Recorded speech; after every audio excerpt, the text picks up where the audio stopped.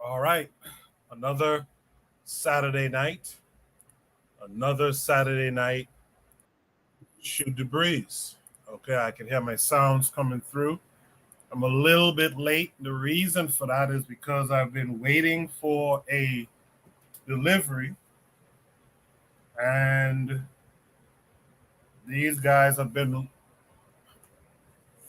in my area for the longest and still hasn't delivered. So I was hoping not to get interrupted, but I might have to get interrupted during the show. So you guys just be mindful of that.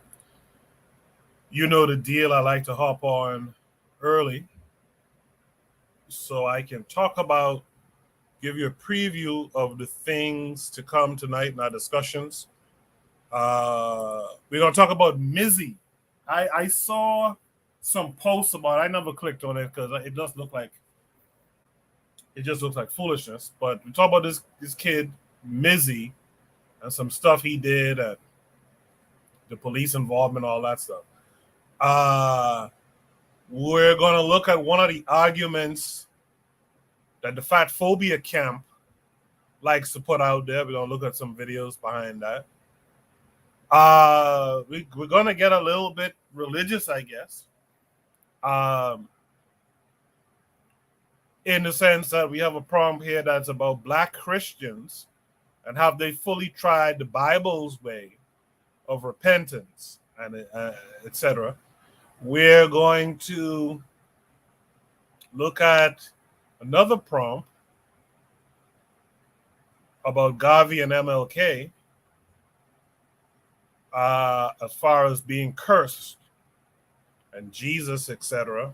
I know I'm being kind of vague because it's how the prompts are written. It doesn't give me enough, right? And then lastly, we're going to look at how deep and intricate the oppressor has us, right? So those are the topics for tonight. Drop a one if you can hear me. It looks like no one's here actually. So I guess no one's here. It's just me. That's all good. If anyone wants to join the panel tonight, just hit the link and you'll be entered onto the panel. In any event, what I'll do, I'll start the show officially now. And on the other side, I will drop Shoot the Breeze topic number 1. You guys stay tuned.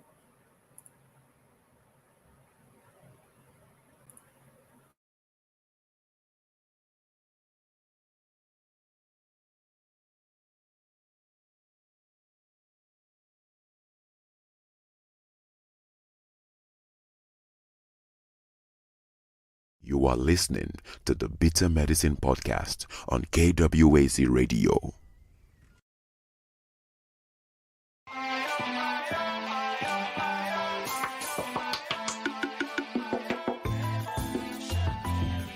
Welcome to the Bitter Medicine Podcast, where it's all about Black empowerment.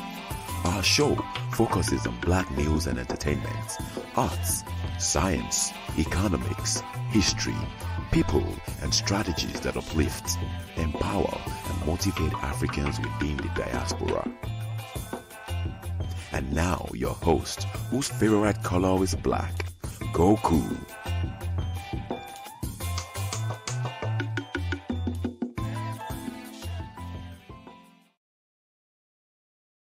Welcome back to the Bitter Medicine Podcast. I am your host, Koku. Just want to remind you guys before we get the show rolling that this show is part of a podcast network called KWAZ Radio. There are other shows on the network you are invited to tune into. This is the... Hello there, dear listener. We hope you're enjoying this lovely discussion. If you're not already aware, this show is part of a podcast network called KWAZ Radio, a Pan-African nationalist and Garveyite network committed to showcasing the rich and varied thoughts of African people. We have an exciting lineup of shows that we think you'll enjoy, including the Bitter Medicine Podcast. I think black people require too much buy-in. Like, we constantly have to sell black people on things that are beneficial to black people. The Pro-Black Perspective Podcast. I'm fearful that our people are not really studying how to get ahead, and we're kind of, continually staying behind. The Harsh Reality Podcast. To me, it don't matter. I think people are so dumbed down, it wouldn't matter what you reveal to them. They still are in the matrix. They're in the simulation. They're going to keep doing what they did. They lemmings. So to me, it don't matter, man. The Learning Curve Podcast. Sexual access has never given you economic empowerment. The only person who has ever been economically empowered by a sexual relationship is the wasp and his woman. The Cassidra Cheek Show. When we start rising up to fight for our own, I guarantee you they'll stop doing what they're doing. I guarantee you they would have let their brother go. They was waiting to see what black folks was going to do. Brother Bakari Podcast. Black people love to claim folks that hate them, right? They're a slave master, and they are ashamed of who they really are. The 4Kast Radio. Like, if you pray to the same deity as, like, your enemy, and that God blesses your enemy more than you may want to reconsider who you praying to, And Tanzan, African Mind. Africans generally are welcoming of everyone. Sometimes, to my consternation, I think that they should be less, welcoming. If you love our podcast network, we would be grateful if you could rate and review us on Apple Podcasts. Follow us on social media, like and subscribe to our YouTube channel, and check out our website at www.kwazradio.com for more information. Thank you for tuning in. And now, back to the program.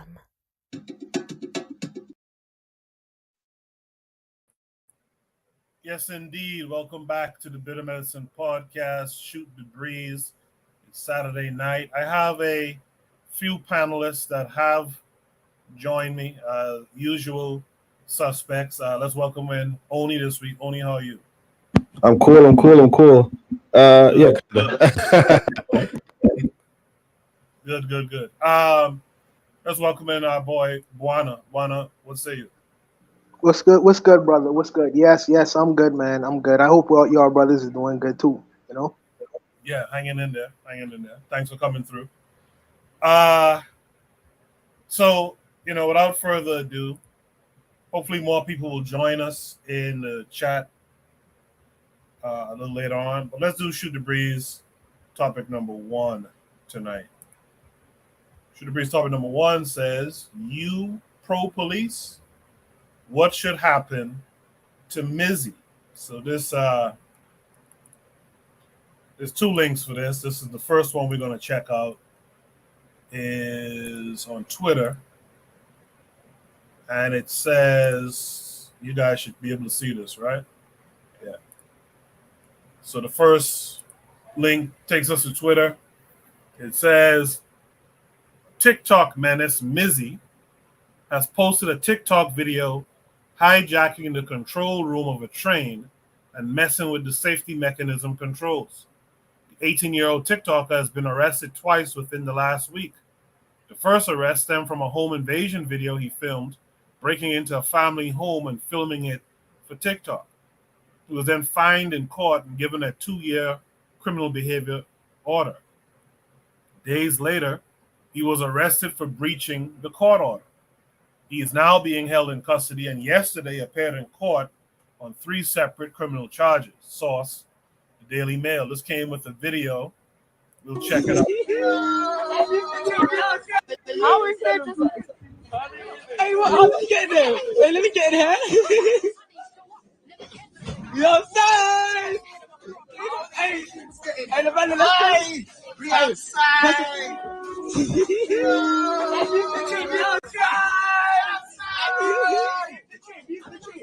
Hello, can I call the police? The people on the train. Reality. How is it? Hey, what? How did you get there? Hey, let me get in here. You know what I'm saying? Hey, the man in the street. We outside.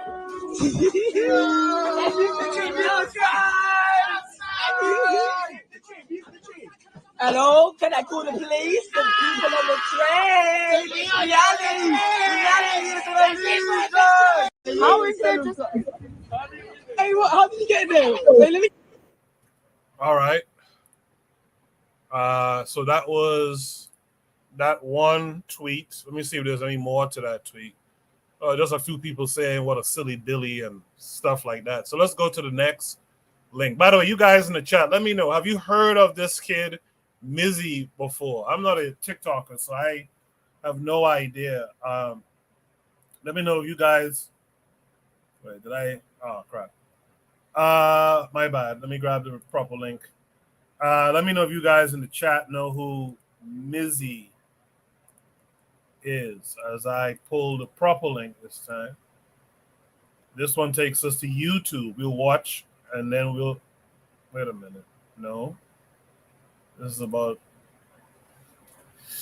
My bad. Hold on a second. Did I get this messed up? In the meantime, Buana, have you heard about Mizzy before? I never heard about him before. The first time I'm seeing him. But I would say, see, the last time I had this kind of conversation, when I was saying that you should punish your parents, I got a lot of flack from that, because the folks was telling me, well, it's not right to punish parents for the action of the children. Okay, no problem.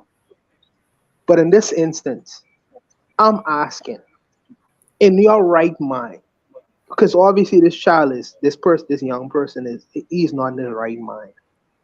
He doesn't know how to drive a train. He doesn't know how to operate a train. Suppose children was on that train and you pull in stunts like this, and you don't know how to operate a train, and then the train starts and it doesn't stop and crashes into another train. Who am I supposed to blame for that? I'm supposed to blame the child? Okay, I'm blaming the child. But I'm like, what should happen to him? He should be arrested and put under the jail. You know what I mean? Because obviously this man doesn't know how to operate like a civilized human being in a civilized society. What would make him go at the head of a train and start pressing buttons when you don't know what's gonna happen? What's gonna happen with the train? What's gonna happen to the people sitting on the train? Do they deserve that kind of treatment and punishment because of this man's silliness? I don't know.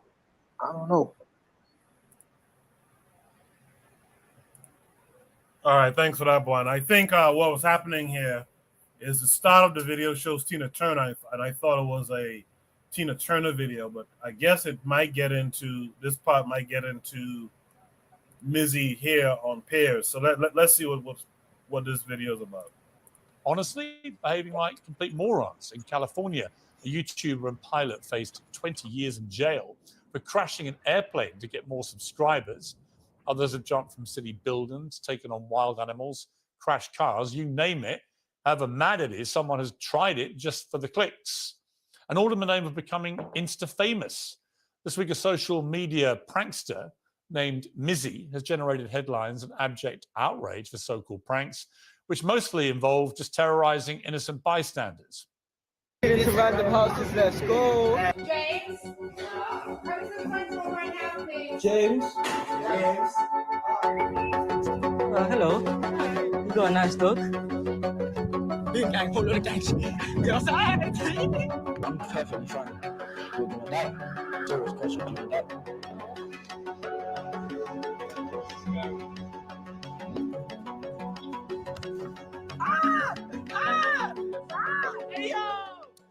Well, as public anger grew this week, London's Met Police announced they were looking for Mizzy, real name Bakari Bronzagaro. The law caught up with him, and today he was fined £365 and given a criminal behaviour order, which is supposed to ban him from posting to social media without the written permission of the people in his videos. You might think that's not much of a punishment or much of a deterrent. But what does he think? Well, fresh from the courtroom, he's here now. All right, well, good evening to you. Hello, Piers. Long time no see. What do you mean, long time no see? Last time I hopped on your thing with my friend. Oh, that's right. You appeared in the background, didn't you? Mate. Yeah, mate. Okay, well, I'm not your mate. What I am is an interviewer I'm curious about what has been motivating you to terrorize the people around where you live. Why do it? I wouldn't really call it terrorizing. I'll just call it more having fun. But let's get this out of the way first. I apologize. You see this situation that blew up on the internet, the walking into random houses? The next day, I apologized to the woman because I felt bad, innit? Like, deeper than social media. Like, it went deeper than social media. That's why I didn't record it. She recorded me apologizing to her. I told her sorry, and she explained that she was terrified because her children were in the house. And I understood. What were you doing in the house? What was I doing in the house? I don't know. It was a stupid video. Like, I got peer pressured to say. I don't want to say it like in that way, but well, somebody else's fault. I'm not blaming it on no one else. I mean, you break into a house with a woman and a husband and I went into the house on my own accord. No, I'm just saying. Okay, you went through their door, right? But it's not your house. You're not supposed to be in there. Oh no shit! You are causing a lot of alarm to that poor woman and to her children who are in the house. You then terrorize this poor elderly woman and take her dog away and traumatize her. For the story about that. Hang on. Let me speak. Yeah, because no. Let me speak. Let me speak. No. I'm going to tell you. Let me talk about that situation. No, for the viewers who wait a minute. Wait a minute. For the viewers who don't know what you've done. Hold up. I'm going to tell them. Hold up. So you hold on. Right now. No, you can hold on. Right now. I'm explaining. I'm explaining. They know what's been happening. Don't just keep talking like an idiot. Right? Don't. Let me finish what the viewers don't know you did. You go up and you do these things. You take a dog from an elderly woman. You leapfrog over the top of an Orthodox Jewish man standing at the side of the road minding his own business. You go up to women in the street and say, do you want to die? It wasn't a woman, it was a man. And she even There were also women that you did this to. There was a woman there, but I only say it to the man. Right. You shouldn't be saying it to anybody. Fair enough. Why, in the name of so-called prankster humor, why cause so much alarm and distress to so many people? Do you get your kicks out of doing that? Not necessarily, but you could say that this whole public outroar just makes me laugh because people are getting hurt over something that didn't happen to them. And that's how I see it as. What do you mean? People are getting hurt over something that didn't happen to them. Everyone acts like they have this persona like they don't care. Social media is a facade, this, that, and the other. But when me comes out and does the mad thing, everyone has something to say. It's not a mad thing. It's the mad thing. It's the mad thing. You already said it's the mad thing. It's a mad thing. No, it's not mad. It's moronic. It's the kind of thing anybody could do, and you do it for kicks, and you do it for clicks, and you get your little moment on TikTok, and presumably your peer group that you referenced earlier, they all think, good on you, Mizzy, this is hilarious. Meanwhile, some poor woman thinks you've stolen her dog and is traumatized. Another woman has her 2 kids, and you're bursting into their house uninvited. All right. You're jumping on Jewish people. See, I was right, who are already Jewish people. Hold up, wait a minute, wait, no, stop. You did. Cool, it was a Jewish person, cool. But there was a trend going around on TikTok called 300. I've been listening to numerous people, black people, white people, age, any types of people. I don't discriminate. So don't stop saying Orthodox Jewish person like I only targeted him and it was only him that I went for. Why are you targeting anybody in that manner? What do you mean, why am I targeting anyone? It was a trend. It was a trend. I just done it for a trend. What's the trend? What's the trend? 300, jump over someone at the time of the beat. However much you scare them. However much you scare them.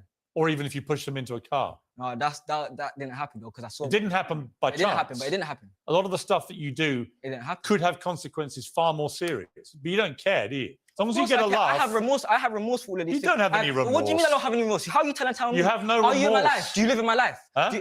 Are you there for my pranks? Have you been there in my life? What's your life? Tell me. You tell me my life. Presumably, presumably, you're about to tell me the sob story, are you? What's the sob story? There's no sob story. Well, go on then. What's so bad about your life that makes you do my whole this? life, innit? I just do it for fun. On or off camera, I do my thing. Tell me about your life. What justifies this? What's happened to you that makes you think you're justified in doing this? What do you mean tell me about my life? Well, you said you don't know anything about your life. Tell me about your life. You're trying to get on to me because I'm black. Because I guarantee because you're black. Person, yeah, I guarantee. I don't give a damn about your skin color. Really? No. Piers. Why would I care what colour your skin is? Really? I just think you're an idiot. Oh, thank you. I think you're an idiot too. That's fine. You're perfectly entitled to. Yeah, so are you. So the like, show's fine. called Uncensored. I think you're an idiot for what you've been doing. Okay. I also think you're an idiot for playing the race card when no one's mentioned your skin colour. Really? Okay, you don't have to mention it to... I don't care about your skin colour, Mizzy. I care about the fact that you've been terrorising all these people for a sustained period of time. I also care about the fact you've only got a tiny fine today, no deterrent to you whatsoever. You don't show any real remorse. You don't really care, do you? The UK laws are weak, simple as. And that's not, the UK laws are weak, simple as, and that's not my fault. That's not my fault. Like in America... What do your family make of what you've been doing? What do my family make? Well, I don't chat to my mum anymore.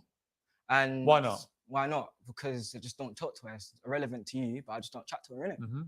And what else? My sisters are calm, but like obviously they don't fully commend what I do, but... Do any of your family condemn what you do? No, of course not. Like obviously... They think it's all perfectly normal? No, there's certain videos that they'll be like, no, you can't be doing that. Like especially just walking into the random houses one. Certainly not. But that was more of a spur of the moment thing. I just got egged on and my ego got a hold of me. And I realized that at that moment, and that's why I went to apologize the next day. After it all blew up out of proportion, and I felt like bad personally. I don't think you felt bad. Okay, well you can say that. You can say that. I'm telling you. I think you felt bad. No, see, you're interrupting me. Why are you interrupting me? I'm talking. I'm talking. Carry on being an idiot. Okay, we are siding the districts every time. I'm actually not going to call you Mizzy because it's obviously a stage. I'll call you Bakari Bronze, right? All right. Bakari Bronze, let's try and talk to each other as human beings. All right, Piers. All right? Yeah, I'm trying to understand why there's no real remorse here. Why do you not understand what do you mean why there's the no consequences of your I went actions to go have been? apologize off social media. I could have recorded that apology and that would have been another viral video, whether it's hate or whatever. Literally, hate brings money, hate brings likes, hate brings views. It doesn't matter. Love or hate, it brings views. Why do you prefer to do the hateful stuff? Not like I prefer to do the hateful stuff. It's just like it's easier to do the hateful stuff. Why are you laughing? And it's fun. obviously, I don't think it's fun, but you're a funny person. You do think it's funny? You're a funny person. You do. I've seen the videos. You do think it's just really funny. At the time, I think it's funny. My fan base thinks it's funny, and it's we outside, innit? It's a movement. But deep down, what's the movement? Deep down, being free and not letting anyone tell you nothing. That's why I can do all of this stuff. I'm the most hated person on the internet right now. No, you're not. Most people don't know who you are. Okay then, whatever you say, innit? Whatever you say. Most people watch this will have never heard of you and care whatever you even say, less. well, now they are. You just brought it to me. Now they are. They'll just look at the way you're behaving now and they'll think, yeah, he's a complete moron. All right, and you're a complete moron. You keep cutting me, interrupting me when I'm trying to talk. Because you keep talking in this animated manner, trying to stop me asking you any questions. And then you say, is it because I'm black? As if somehow it's about a racial thing. He's going back to the race card. Why are you going back to that? I said that once. No, you mentioned it. I mentioned it once. I never once mentioned your skin colour. All right, cool. Go on. I don't care what colour you are. All right. If you were white, I'd have exactly the same view about your moronic behaviour. All right. But I'm curious, who in your family is there to tell you this? Why do you need to go to my family? I'm my own person, so talk about me. Because you don't. No.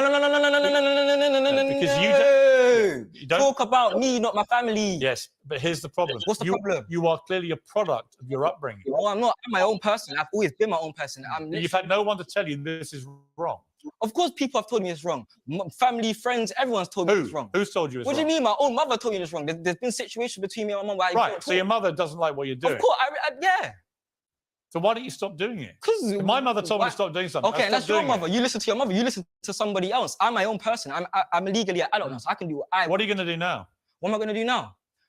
Twitter, Mizzy is banned, and I'm going to be on Twitch. Yeah, I'm going to start streaming on Twitch, IRL streams, gaming streams. My Twitch is Mizzy is live if you want to get at that. But yeah. And do you want to try and come up with a sincere apology or not? No, I don't need to come up with no sincere apology. I already have my own remorse, and I already. You don't have any remorse, do you? What do you mean? Okay, then whatever you. To you, it's all a bit of a joke. And if you steal some old woman's dog, it's all a bit of fun. If you jump on a Jewish man, it's all a bit of fun. If you run into people's houses with young kids and terrorize them, it's all a bit of fun. Well, what I'm saying to you nothing is, really matters. What I'm saying to you is, there's been plans to change up everything. And you're just no help in it. You just talk your own thing. You have your own set morals, and so that's you. No, it's not about morality. I just think, cool. Whatever you say, I was still talking. You interrupt me again, Piers. Okay, Piers Morgan, why'd you keep interrupting me? Let me tell you, we're going to put both of ourselves out of this misery, and we'll just end it there because you should end it. As I said at the start, you're just a complete moron. And so are you. So until you stop being a moron, people, you will be treated like a moron. You are Mizzy, the man didn't really the moron. For the Boxing record, match he in wasn't paid August. for this, Boxing match in obviously. August. I Be feel like outside. paying viewers, actually, if I'm just Keep put up sharing with the it. stream. I will say the mother, parents do have some responsibility in this. This can't just be a kid just went wayward because of some friends in school or something like that. That was being discussed last week. Something needed to go down in the home with this kid, and we should be able to see that if called into question, because this is just utter nonsense. This is one of those kids who was allowed to. You could tell. Ketter says the kid seems like he's Caribbean, right? Like, this is that nonsense where they let this kid have the run of the house and then he spilled that shit outside. You know, we got to be real about this. Buana, I'll let you comment again since we played that whole video just now. No, like I say, I get a lot of heat in terms of blaming parents. I get a lot of heat for that, and I understand the ideas behind saying, well, these children have a mind of their own, and even when you try to give them good values and principles to stand by, they have a mind of their own to do certain things. But this person is a teenager. It's what is confusing to me is when you could spend maybe 20 hours out of the day, let's say 16 hours of the day with your child, and you telling them and trying to influence him in doing the right things, and then the child may spend like 2 hours, 3 hours with their friends, whose impact is more influential than you spending 16 to 20 hours with your child a day, where that 2 hours in what they spend with their friends will influence them to do all manner of ridiculous things.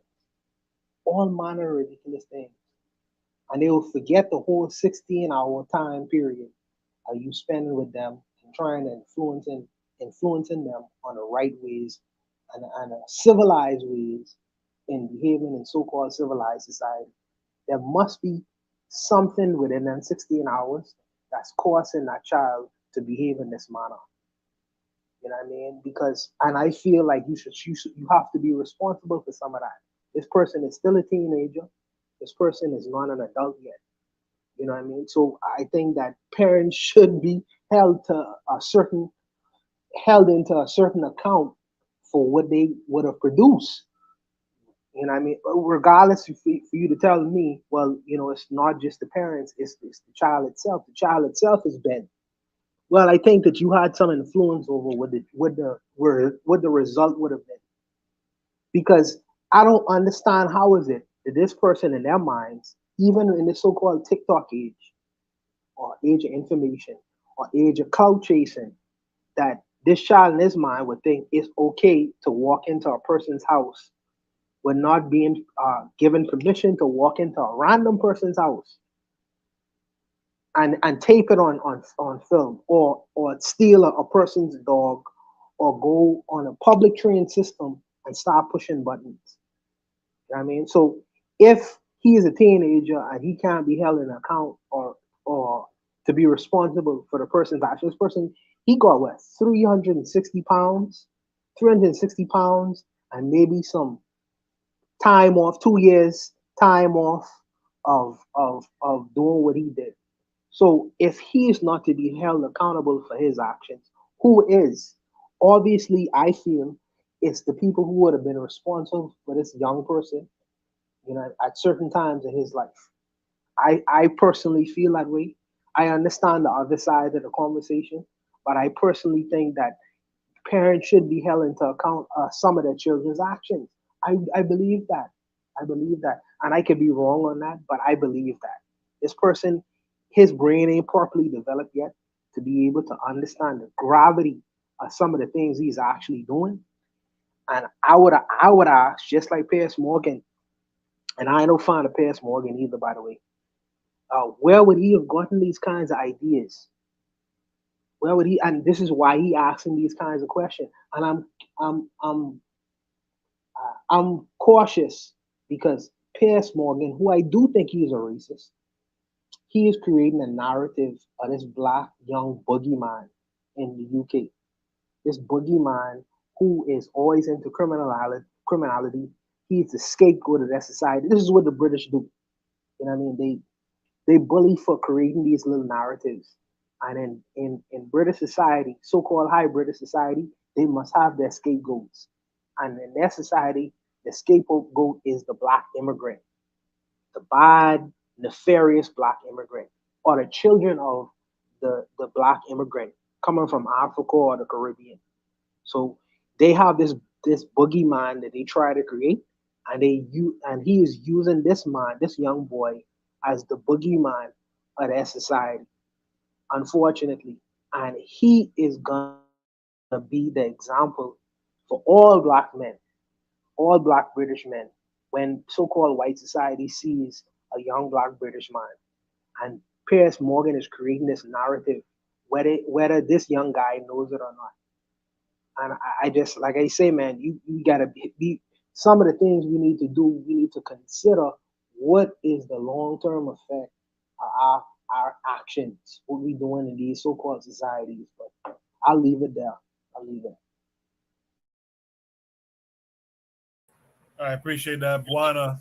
I do believe that, like you, I believe that parents have to be accountable to something. I think it's does someone have their mic on? Please mute that. I think that's strange that folks believe that parents should be accountable. Let me hit the chat real quick. Shout out to KW Don 7 who's here. Shout out to Keta. Keta said gun laws are strict in the UK. In the US, he would have already been gotten popped. Shout out to the matron. Greetings to the matron. Matron, how are you doing? Matron says this is the problem with allowing views to drive content. I thought that was a real good point as well. This views driving content thing is a bit problematic on several different fronts. Shout out to Jonelle, who's here. Zuliism is out there in the chat. He says he should be arrested, fined with community service. If he continues, jail. Keto says he needs to get smacked around so he could check himself. From the name, I guess he has Caribbean parents. They should smack the shit out of him. I agree with that. See, there's something called cut ass back home. You will respect a cut ass now. You know? Zuliism said being free, nobody telling you what to do. When he gets shot, then they will say it's because he is black. Let the cops tell him, I guess. This guy is dumb, but that's what society wants. Matron says prank culture is a global phenomenon because Jackass showed people it could be profitable. He needs stronger consequences. Azuli says social media and leftist Democrats are their role models. That's an interesting take. Tragabi 262 is out there. He says it don't seem like he has parental presence if he don't talk to his mom. Well, you have to have it at some point, right? You had it at some point, and when it started to get out of hand, where she and him don't communicate, something else has to be done. You know, something else has to be done. Without further ado, though, let's hear from Oni on this. Oni, what say you? Yeah, can you hear me good? I got a new audio set up. Yeah, I can hear you. Sound a little distant, but it's fine. Damn. Okay, something's wrong. All right. I'll try to fix that later. But yeah, about this kid. Yeah, like Juana was saying, the mother should go to jail. No, I'm just messing. No, I think obviously, you know, parents have a role. And you know, parents, but the reality is this, that parents fail, and we should come to expect that parents are gonna fail. You know, we don't have institutions to make sure parents succeed. Like even I could say, hey, did I get a thorough introduction to parenting before I had a child? No. And what about my plans in regards to parenting? How did that come to fruition? Like it didn't.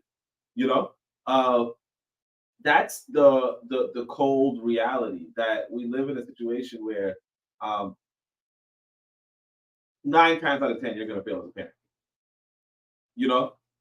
9 times out of 10 you're going to fail as a parent, and I say 9 times out of 10 because of something I know is kind of popular in America to say, which is those who fail to plan to fail. And most people are not really planning out how to parent. That said, I would hold Mizzy accountable. Obviously, I think there's two things to this. I think one is that people are growing. I don't know where I said this before, but I said it before. People are aging faster than ever. You know what I mean? 16, 15 isn't the same as it used to be. Now, I'm not going to say that people weren't called fast back in the day, right? But that was just sex. Now we have violence. Now we have, music careers. Now we have, celebrity when you're a child, right? Which was not really a thing once upon a time. At least of all, something like that. Oh, yeah, I'm gonna fix this. I don't think my mic is working. So long story short, what I'm saying is that yeah, I think Mizzy should get punished. But see, I think part of the question of being, you pro police, do you think the police should get in the way, right? I think I think that kind of shows the contradiction. Not contradiction, but it shows that, ultimately, in the West, you expect this white boy to clean your community. Obviously, I think he should get the heavy hand of his parents, but we have to come to terms with the reality of this. Your mother doesn't have a heavy hand. Once you get a certain age, your mother is not a disciplinarian. You know what I mean? Unless she's I don't know. I was gonna say Ron Brown. Well, what's the name of the Muhammad Ali's daughter? But I was like, but you said what? Layla, yeah, Layla Ali. Right? Unless your mother's Layla Ali, she's not gonna be giving like discipline, real talk. Obviously this boy probably doesn't have, like he's doing what we call fatherless behavior. But at this point, fatherless behavior is like the majority behavior in the West. Like it's the majority behavior in the West. That said, it's like if you see some of his videos, he's not the only kid. He's just the leader of the kids. And all I would take away from this is that the kid seems like he's stupid. I was introduced to him earlier. At the time, I was kind of outraged, like, yeah, he should go to jail or whatever, right? Now I don't really care too much because it's already, you know how we are with the attention span of a goldfish. But but like, yeah, somebody like this kid needs something, is what I would say. And that video of him threatening those people, that was like crazy. He's just standing in front of these guys and he's just like, do you want to die? Like, do you want to die? And they're just like, what? Yeah, he's a social menace, but it kind of speaks more to the to the reality that, you live in these societies that are structured, and we kind of take for advantage that if you didn't have these strong police presence in a sense, right, that these lunatics would be unchecked, or everybody would just be killing each other, something like that. Like you could have social cacophony. That's what I can say. I'm gonna try to fix my mic, by the way. All right. Yeah, only thanks for that. But I would say only that 9 out of 10 gonna fail as a parent. I don't believe that's that 1 second, and I don't believe that stuff is set in stone. But Bonnie, go ahead. Yeah, I don't particularly believe that either. I don't believe that. And if you think you're gonna fail, maybe you're gonna fail. Matter of fact, you should switch that to I'm gonna succeed as a parent, and maybe that your statistics might improve a little bit. Don't plan to fail. Plan to succeed. But what I would say also is that why do we have to be at the destructive end in terms of cloud chasing and trying to earn money? We live in a so-called information age. He could be producing an app. Why he can't make an app where people want to enjoy his app or using his app? The Chinese little kid creating apps, the little white kid from Silicon Valley producing apps and doing different things with technology. Why he want to be at the service end of technology where he have to show his ass and be as destructive and terrorizing as possible? And I mean, you live in an information age where you're trying to create a service and improve these societies, and make societies better for people, rather than living in a society where you try to exhibit the most destructive element of what a human being could be. You know, I don't understand. I really don't understand that. Why do you want to be the court jester of humanity? You know what I mean? Why don't try to do something a little bit different? We already done play this little court jester game. You know, you don't have to do these things, because at your fingertips you have all other aspects of technology where you could forge another way. Just try it. Just try it. But these guys, they steeped in destructive behaviors, elements where we try to be the worst of the worst of the worst. What's the what's the what's the I don't what is the get off in doing that? What is the get off on doing that? Where you have at your fingertips so much other ways in getting monies for yourself and being competitive in this world. You decide to put a camera to yourself and break in a house, steal people dog, harass old people. What is in your mind making you believe that that's okay? Cloud chasing, the fact you getting people to click your link. I think that this really have to do with being noticed and recognized. These people feel like they are unseen, and that's unfortunate.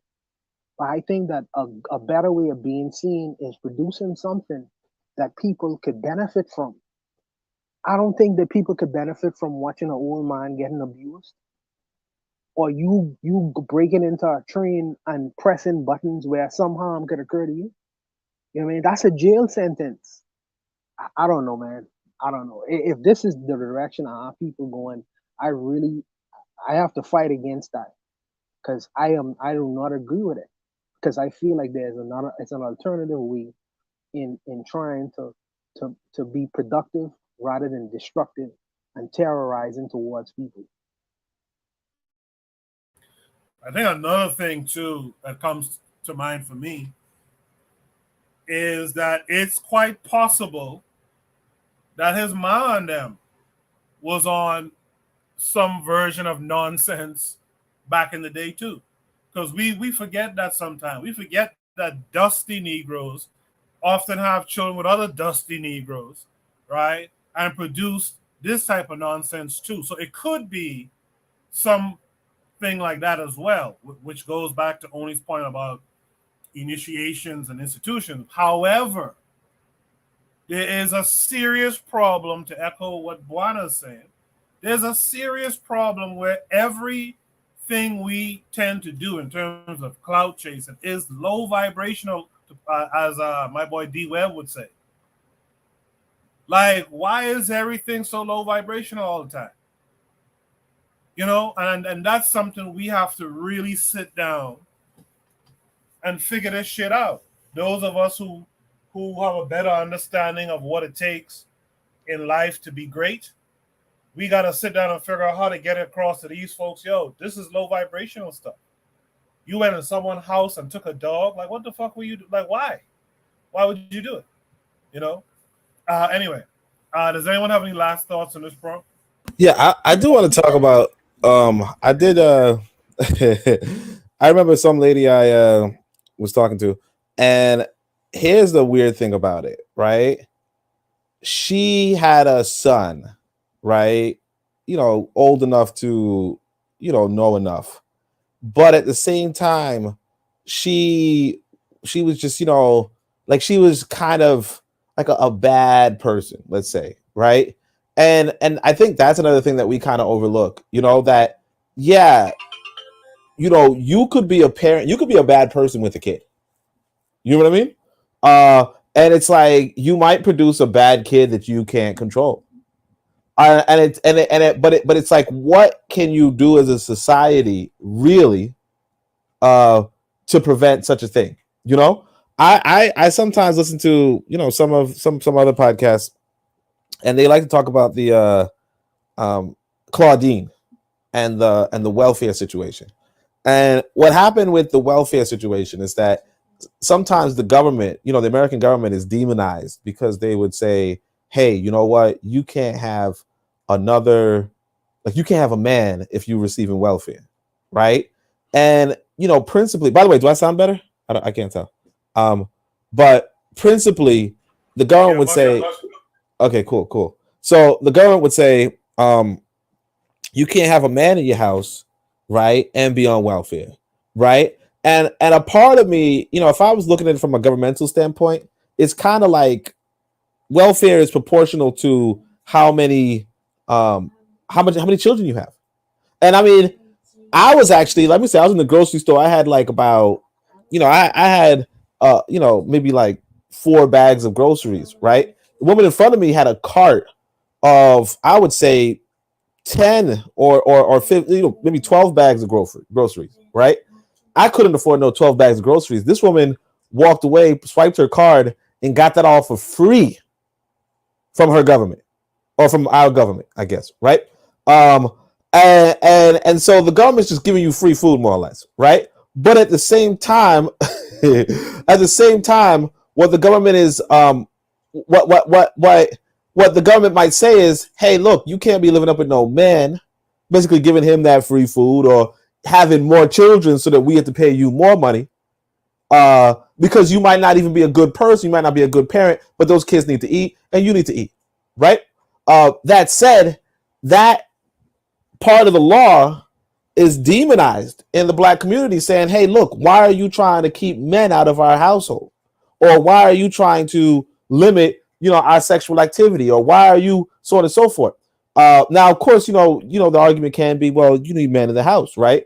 But at the same time, it's like, what kind of men do you need in the house, right? Do you need men who are not contributing to financing the family, or do you need like a the 7th kid, if you will, and so I think that if we talk about what kind of solutions could be put into place, right, for, let's say, if for instance Mizzy's mother is a bad woman, is a negative woman, right, and she can't control this kid, obviously, right? So what kind of social mechanism should be put into place?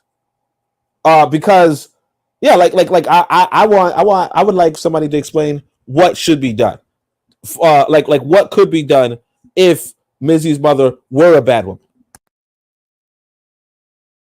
I could tell you right away. You made an important statement. You said that, only said that should we don't want to limit people's sexual activity. I disagree with that statement, because if you are having children on top of children and children on top of children, and I am being made to pay for that, because you see, when you saw the lady with 12 bags or a whole grocery cart of groceries or whatever, who is paying for that if not for the taxpayer? So I should have a right to say, hey, if you don't limit your sexual activity where you're having children on top of children, I shouldn't have to pay for that. So we can send you to the clinic, and we gonna, when you say neutered, so that's the right word to use. We gonna cut off your ability to produce children on top of children on top of children, where I have to reach down in my pocket and pay for all these children that you are producing. Problem sorted. I don't want to be that guy, but I remember saying right here on Shoot the Breeze that folks shouldn't keep having children that you can't maintain, right? And some of you guys on the panel was telling me I was wrong for thinking that way, but that's exactly what I said before. You cannot have these folks out here lousy folks, breeding with lousy people, and creating a whole generation of louses for the rest of us to have to deal with, to have to mind and take care of. Not only you're not being removed on my end, it's something with your thing. You know? I know it's my thing. Sorry. Yeah. Yeah. So, only if you want to respond to what Buana had to say, make it brief. Yeah. So the whole forced sterilization of women, that's a tough subject. That's what I'm saying. Like, what happens is that in America, there is this, this sort of deep victim mentality, so to say, so that what happens is that, you're going to get a lot of pushback no matter what, even if it's something reasonable, like I said, of, hey, you know what, you shouldn't be involved with a low life. You shouldn't be involved with a dude who's not trying to take care of your children, right? Because we're paying, even that sort of a statement is getting a lot of pushback from the community. And now you got, like you said, you have forced sterilization, right? That, like, when you say, hey, you should neuter people if they want to get welfare or something like that, right? That's going to trigger forced sterilization. So what happens is that, realistically, the U.S. government is put into this position where no matter what might sound reasonable, right? No matter what might sound reasonable, you're going to get pushback. And I think that's one of the issues that I kind of come to terms with when it comes to looking at the American situation and trying to extrapolate it to a bigger, wider narrative, because the American situation is really unique. That's why I don't even push back against the FBA or the ADOS anymore. I just kind of block them on site. But, like, real talk, if they're saying, hey, look, our situation is unique and our solution is probably unique too, like, let them. Because realistically, they're in, I was thinking about it this way. I'm supposed to actually type it. I'm supposed to type it. But this is the kind of thing I was going to type, which is something on the lines of, it was like, if any rhetoric in colonial Africa, right, that didn't conclude removing the colonial apparatus, right, wasn't really liberatory. But then what happens inside of America is that what we call the liberation rhetoric has nothing to do with removing the colonial apparatus. And because of that, a lot of our people are going to be confused. A lot of our people are confused. And that's all I'm saying. Yeah, I just want to say that I'm not for any eugenics. I'm not for the government clipping nuts like D Webb is saying here. I'm for, I guess Trigger Happy 262 might have said it earlier. I'm for a cultural change that says, hey, let's be realistic here. If you know you can't take care of a bunch of children or any children, how about don't have them? And I think within family structure, this is why I'm so big on family. I'm thinking within family structures, people are supposed to be telling each other, listen, you going and lay up with that fellow over there? Listen, you're going to lay up with that woman over there? To do what? To make children that leave for grandma or someone to have to raise the burden on grandma to have to raise these kids who come from two, I hate to sound like that, but who come from two dusties and likely will be dusty themselves. Now I got to try to control them and maintain them. I've seen that enough back in my hometown. I've seen it enough here in America. Like, we need to get serious about our situation. How we procreate, how we multiply. We got to get serious about this stuff. Anyway, without further ado, let's go to Shoot the Breeze topic number 2. Shoot the Breeze topic number 2 is this helpful information? So this is why when I do the preview, I can't even speak to the prompt because I don't know what this is. This takes us to a video. We'll watch it and then we will discuss it. aim is get as much money into investment holding as you can. Yeah. So psychologically, what we've done is we've it's all psychological, strategy here. But the psychologically, what we've done is we've separated our money from the business's money. Yep. You say, Don, isn't it my business? It is, but the business eats cash too, and it's very hungry.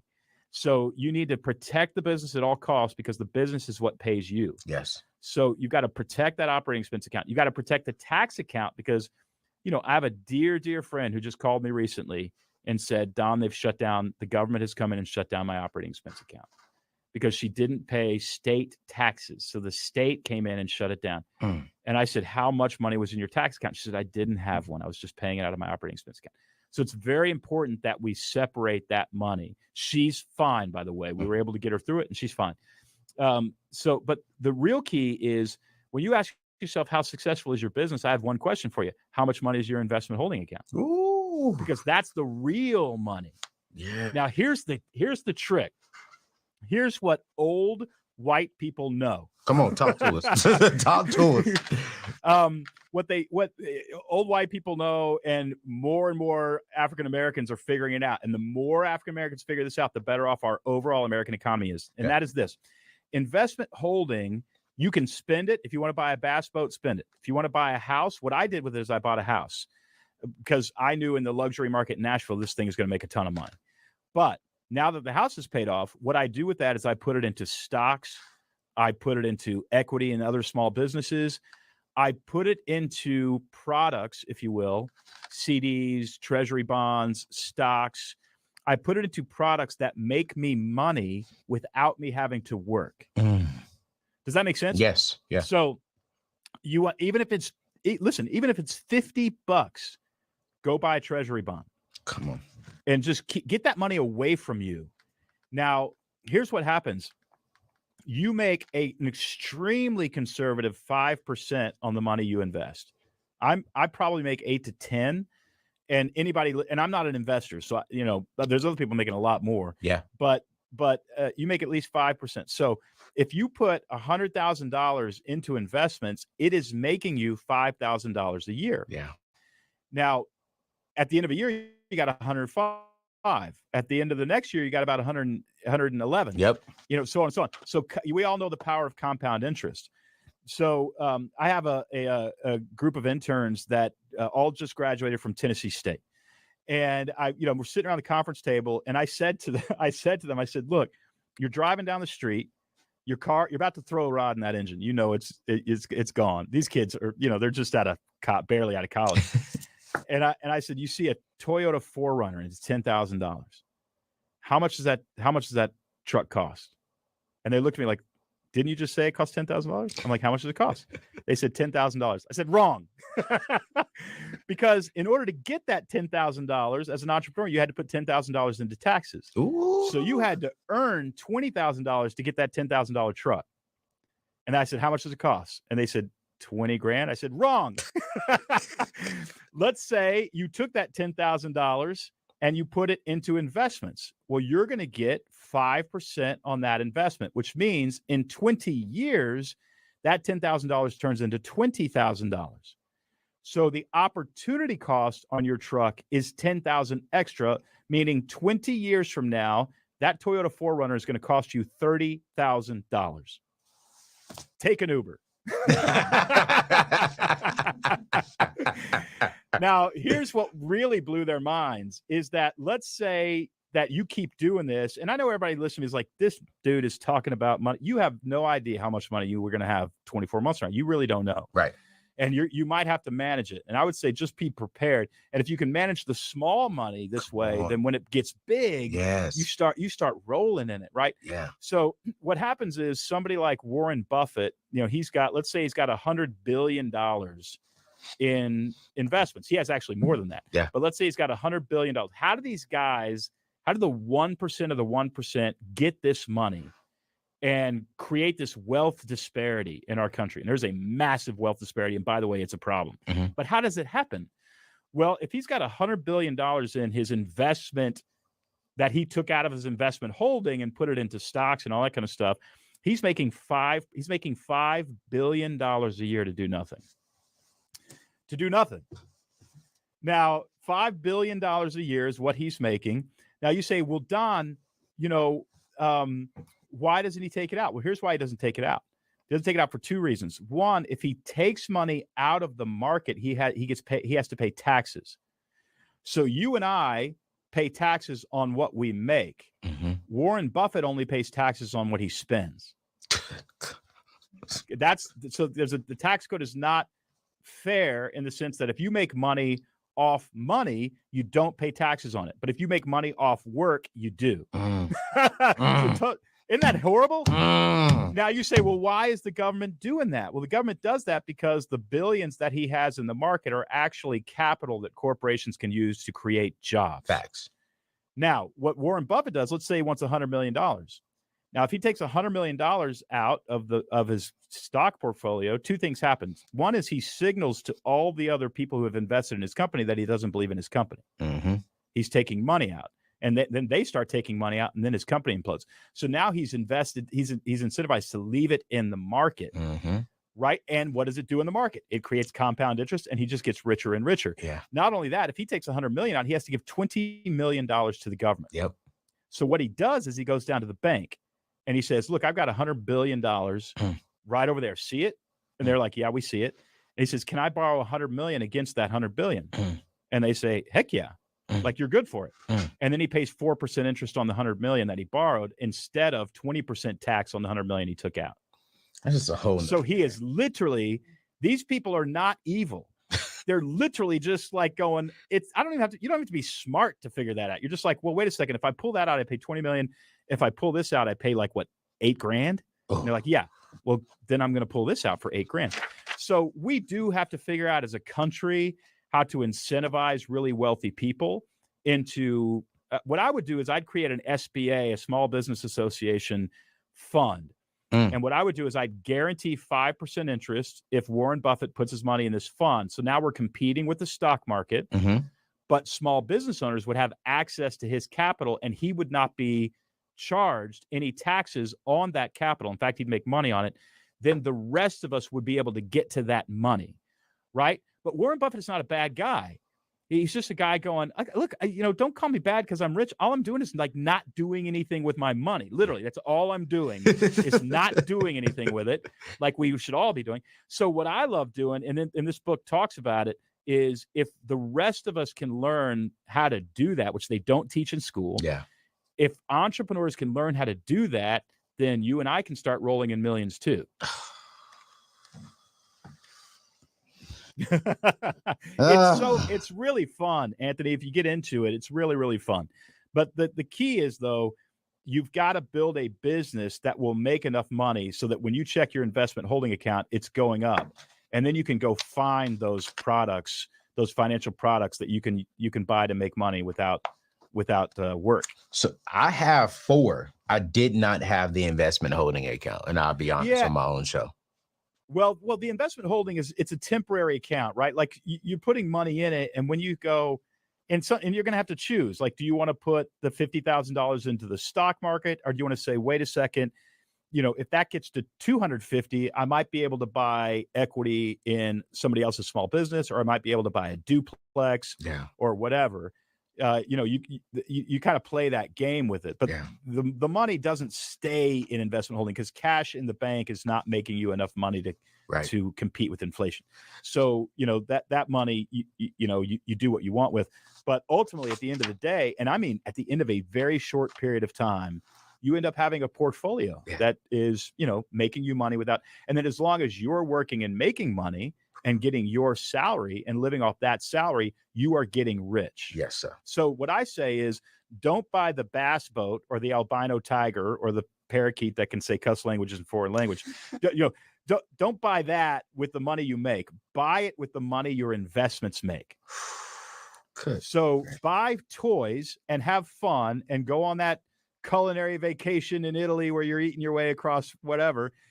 Buy that with the money your investments make, because the next year that money is replaced year after year after year after year. And that's how the wealthy live. That's how they do it. Thank you, Donna. Thank you. I'm sitting here. I'm like, this is what we need. This is the conversation that Black people, the Black community, the minority community, we need to hear. And thank you for literally bringing that conversation to the table, because I mean, it's learning. And I know people are thinking like, well, wait, he said his investment account was able to build his home. There's a whole strategy for that. And we got to bring you back on the show to talk about that, you know? Well, but the other thing is, like, the only way any of this works is if your business is making money. That's good. And so you've got to focus on just the work, you know, what am I doing to make money, to get money to flow down the assembly line, through the 5 accounts into investment holding. Yeah. And once you figure that out, you know, then you've got a money-making machine. Your business exists to buy products that make you money without working.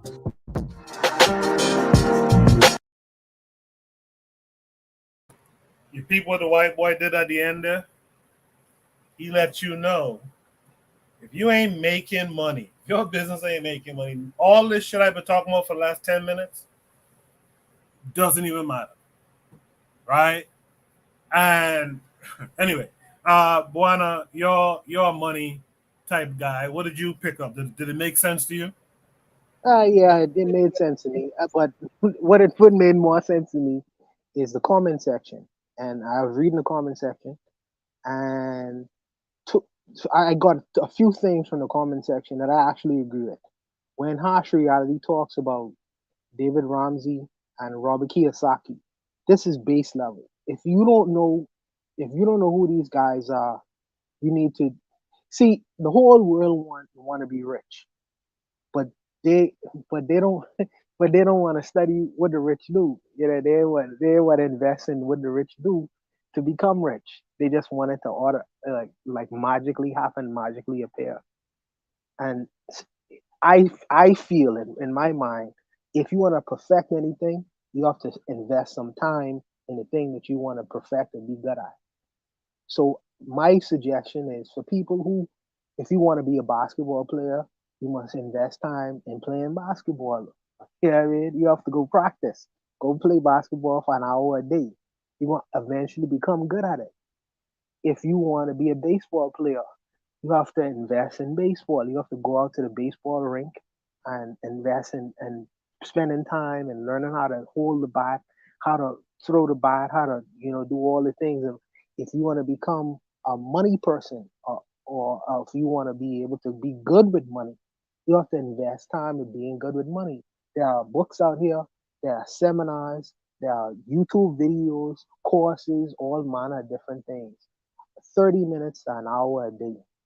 In a year, you will be ahead of most people you know when it comes to money. In 5 years, you should be way ahead of the game. So when Harsh Reality says that most people don't have $600 in their bank account, see, that sounds, if for a person who don't know what to do with that $600, that would be a bad scenario. But if you could take that $600 and double that if you know how to take that $600 and double that $600, the game changes completely. The game changes completely. And most people, yes, they may have $600 in their bank account, but what's the difference between them having $600 to $600,000 if they don't know what to do with that $600,000 in their bank account?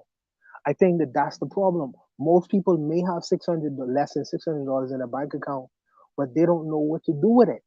They don't know what to do with it. That's why I'll remain at $600 in a savings account. Who puts money in a savings account? So this is the issue. You must know what to do with that money. Even if you have that in your savings account, what to do with it. And I think that with us, we need to invest time. The same time we invest in many other things, we need to invest time in studying money, in studying money, how it works, what to do with it, how to use it for different kinds of reasons. And another thing too is what I find very important, because I've been looking for it for a very long time.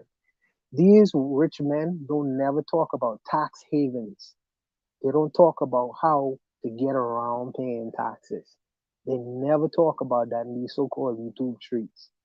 And I've been looking for them. Trust me, I've been really looking for them. They don't talk about tax havens, where to put their money, how to hide their money, how not to put their money in U.S. banks where they can't take a certain amount of your money away from you when you're trying to get around paying heavy taxes. They don't talk about it in these YouTube streets. I find it to be fascinating. Even though they'll tell you to invest and how to invest and all these things, they don't tell you about how to hide their money like they do.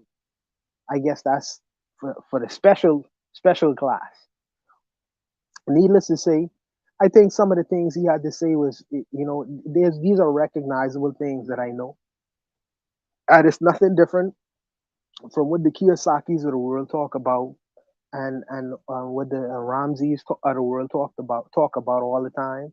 But I think that we as a community need to invest our time into the study of money, how it works, what to do with it, where to put it. All these kinds of things is out there. And if you living in a world of access, where you can access these kinds of people, you access the information, you use that information to your advantage. You know what I mean? Spend time with it. But as far as I'm concerned, if you making a certain money, you must know how to use it, where to put it, and what to do with it. Whether it's you starting from $600 or you starting from $1,000 or $10,000, you must understand what to do with that money, because it doesn't matter what you earn. At the end of the day, it matters what you keep. What you keep, that's what matters. But I'll leave it there. Thank you for that, Buana. I'll say this briefly. Most of the people in the world really don't want to have to do, things. They prefer to, have people with the expertise to do it.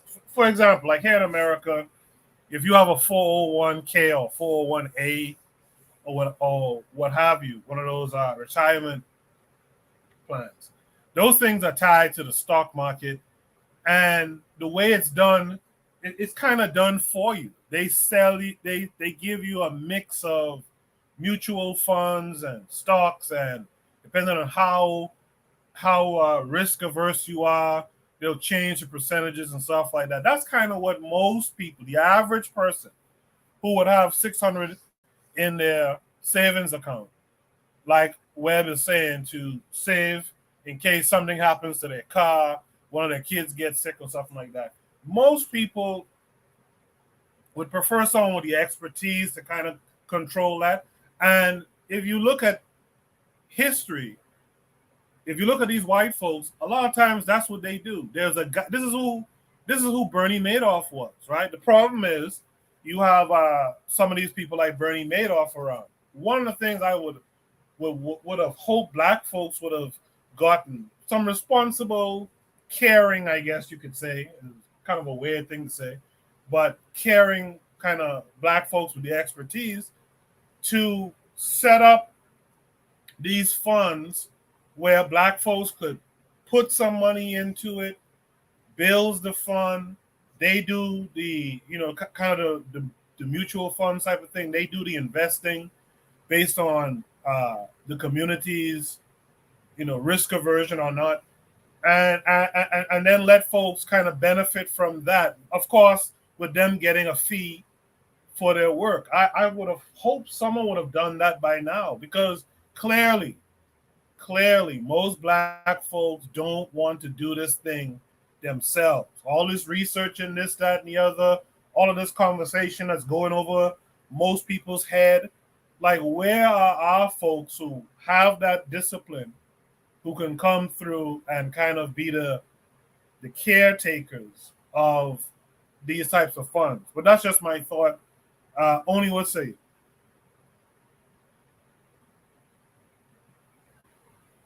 Only's device is not connected. Yeah, his thing is probably off. Do you know, Coco? Do you know what a Roth IRA is? Of course, yes, sir. Okay, look into it. You know what I mean? Look into it. The mutual funds, that's kind of like the worst.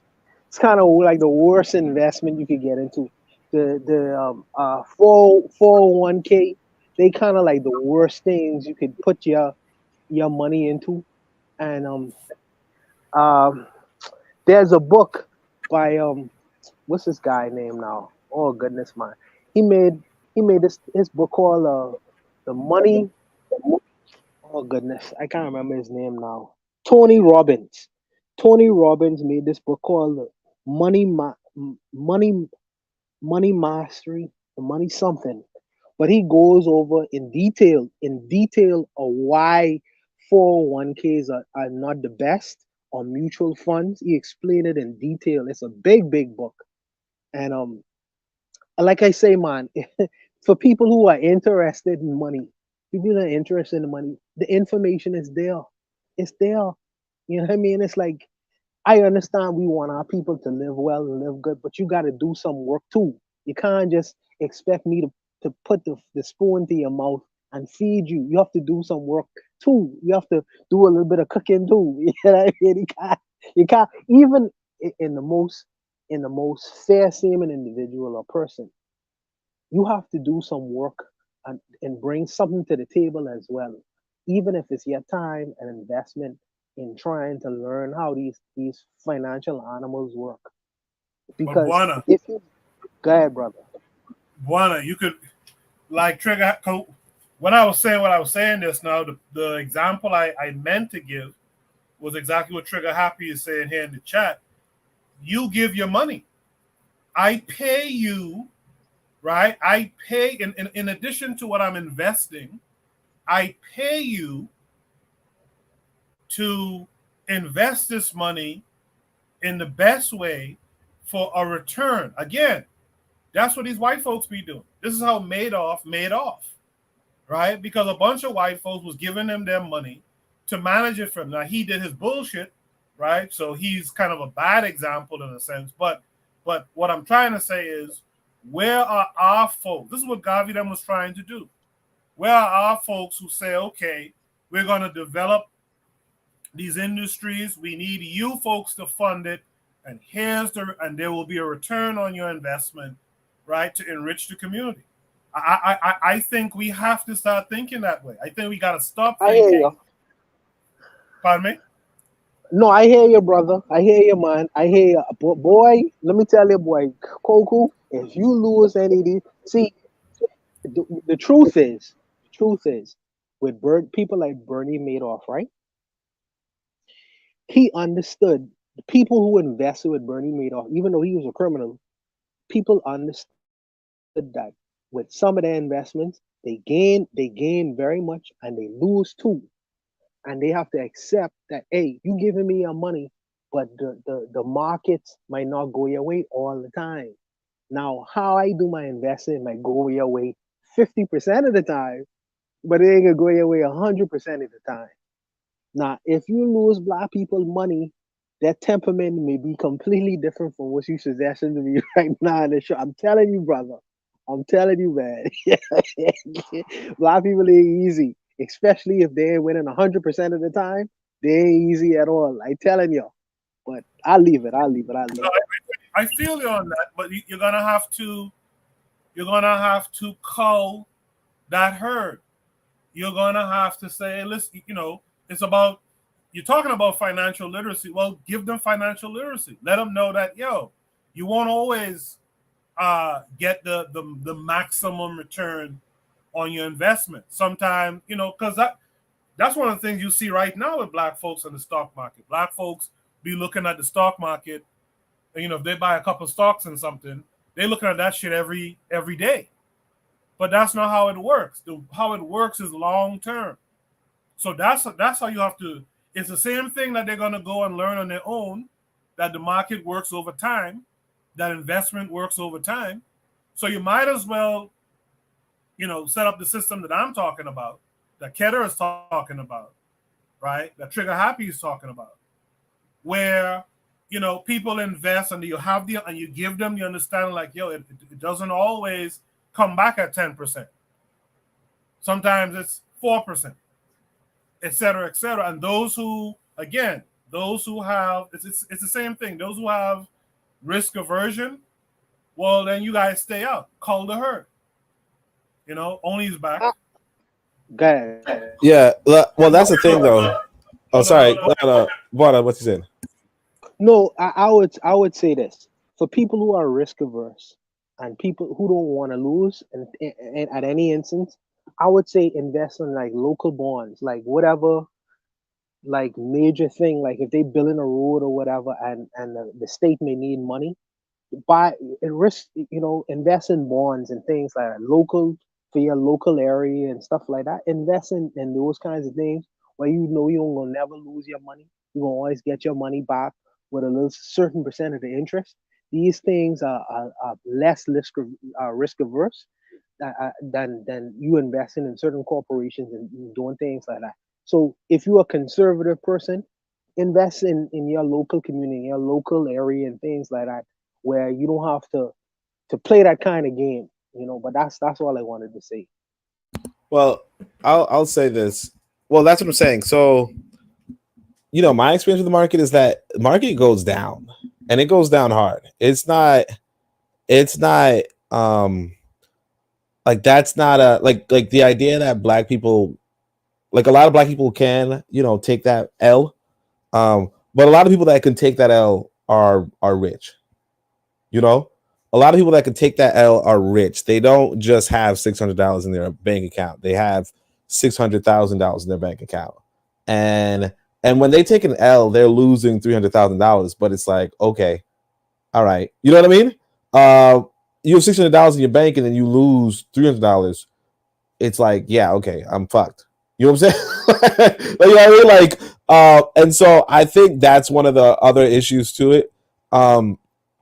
Because I can talk about how many losses I took, and it's like, yeah, as opposed to like if I was like hurting for money, it would have been like, okay, That said, there's a story from W.B. Du Bois.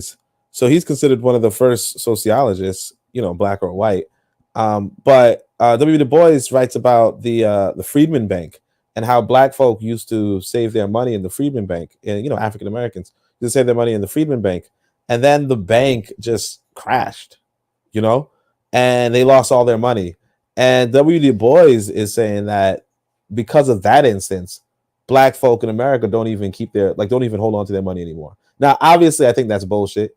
Obviously, but at the same time, it's like one of the things about us as a people, we have what you call rotating credit, susus and so forth, right?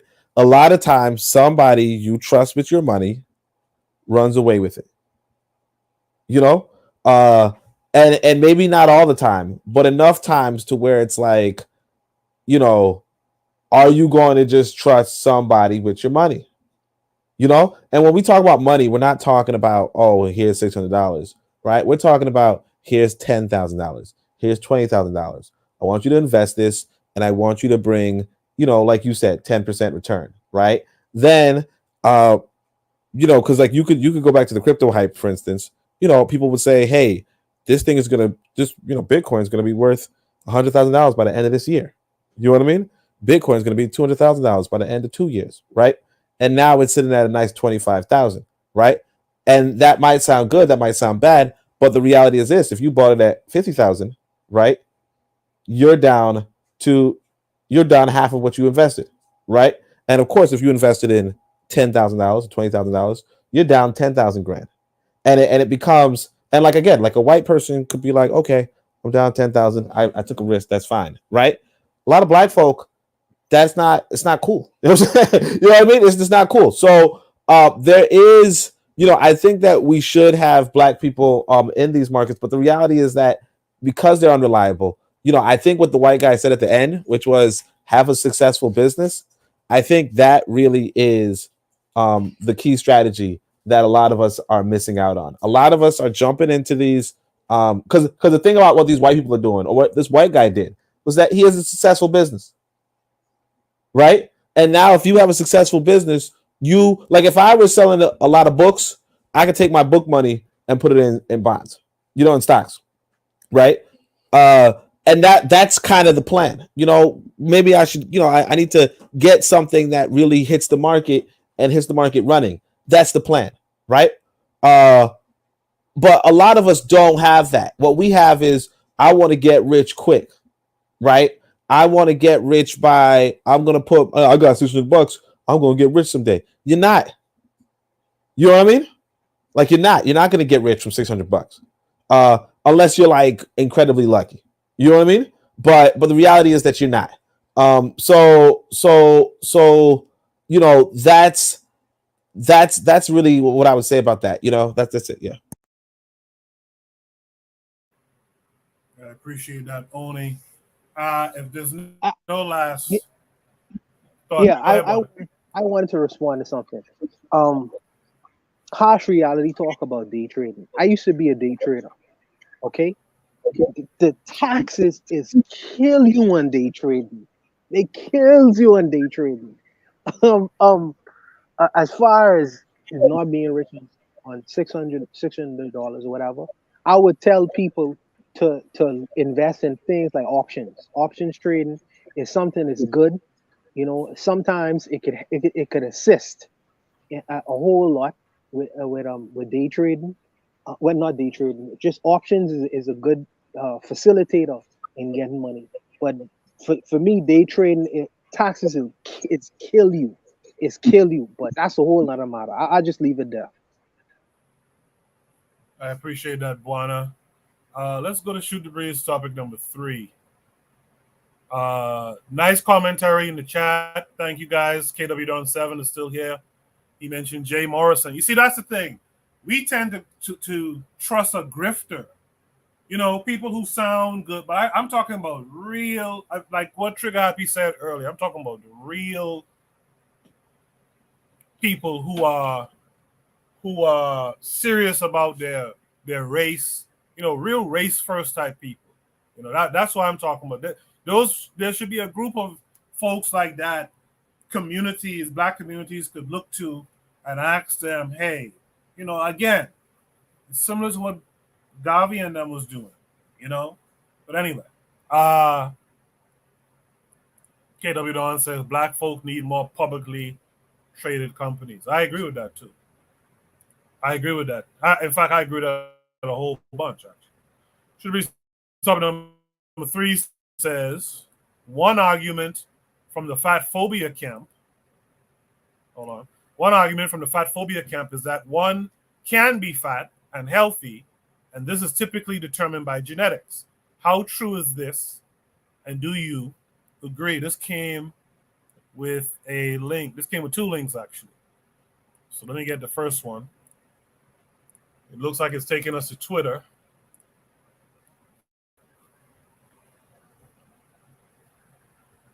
And this tweet is from Not His Piece, Hispanic, I guess. It says, wait till y'all, I guess the tweet was deleted by the author. Oh, that doesn't help. Wait till y'all find out some people are fat regardless of extra physical activity and a healthy, moderate vegan diet because it's just their body. Let me see if this link will take us to, nope. That didn't do it. Okay. So I guess I don't have the original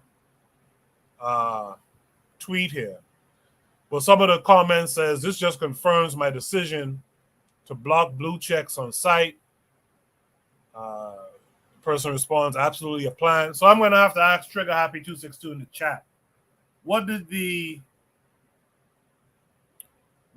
original tweet say? You post that in the chat. In the meantime, I'll go to the second Twitter link. Hopefully this one is more fruitful. And see what this says.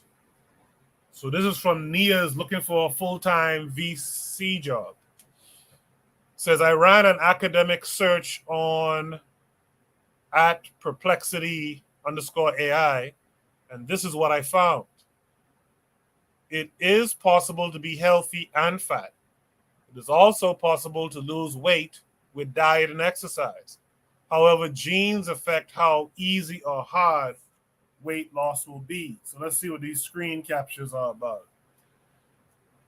Okay, how do genes influence weight? I guess this is the prompt that was asked to the AI. Genes can influence weight in several ways. Genome-wide association studies have identified single nucleotide polymorphisms, or SNPs, associated with waist circumference and waist to hip ratio adjusted for body mass index. Polygenic scores comprised of 59 SNPs previously associated with central adiposity fat have been found to predict less of a reduction in blah, blah, blah, or blah, blah, blah with lifestyle intervention. Additionally, genetic variants related to the blood vessels of related to the blood levels of vitamin D have been identified through genome-wide association studies, and emerging evidence suggests that dietary intakes may modify the relationship between genetically determined circulating vitamin D levels and change in bone mineral density in response to weight loss diets. Furthermore, a case study of monozygotic adolescent twins discordant for metabolic syndrome found very different changes in gene expression, including differences in the direction of expression of genes related to immune cell activation, which may underlie the difference in response to weight loss. Overall, genes can influence weight through various mechanisms, including central adiposity, bone health, and immune cell activation. These are pretty long. I'm not trying to read all of them. But it says the idea that someone can be healthy and fat is a topic of debate in the medical community. While obesity is associated with an increased risk of several health problems, including cardiovascular disease and diabetes, some studies suggest that it is possible to be overweight or obese and still be metabolically healthy. For example, a retrospective cohort study found that the metabolically healthy obese group had the lowest incidence of overall dementia and Alzheimer's disease compared to the metabolically healthy non-obese group. However, other studies have found that even if someone is metabolically healthy, being overweight or obese still increases their risk of health problems. It is important to note that being healthy is not just about weight, but also includes factors such as physical activity, diet, and overall lifestyle habits. Therefore, it is possible for someone to be overweight or obese, but still be healthy if they have a healthy lifestyle. Moreover, maintaining a healthy weight is still important for reducing the risk of health problems associated with obesity. Let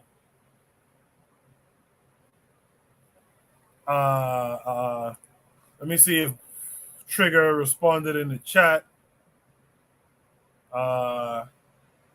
Trigger said, basically, the argument was that Lizzo moves around a lot, so why is she fat? I see. Okay. So that was the original tweet. Let me just go back to something.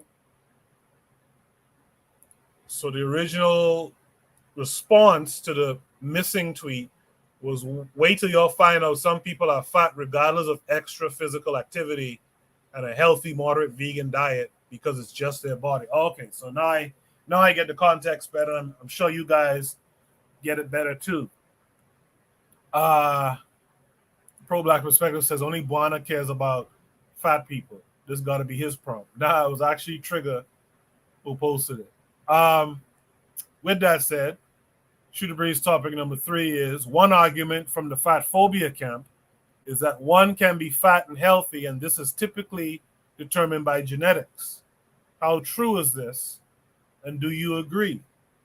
Let me hear what Oni has to say about this first.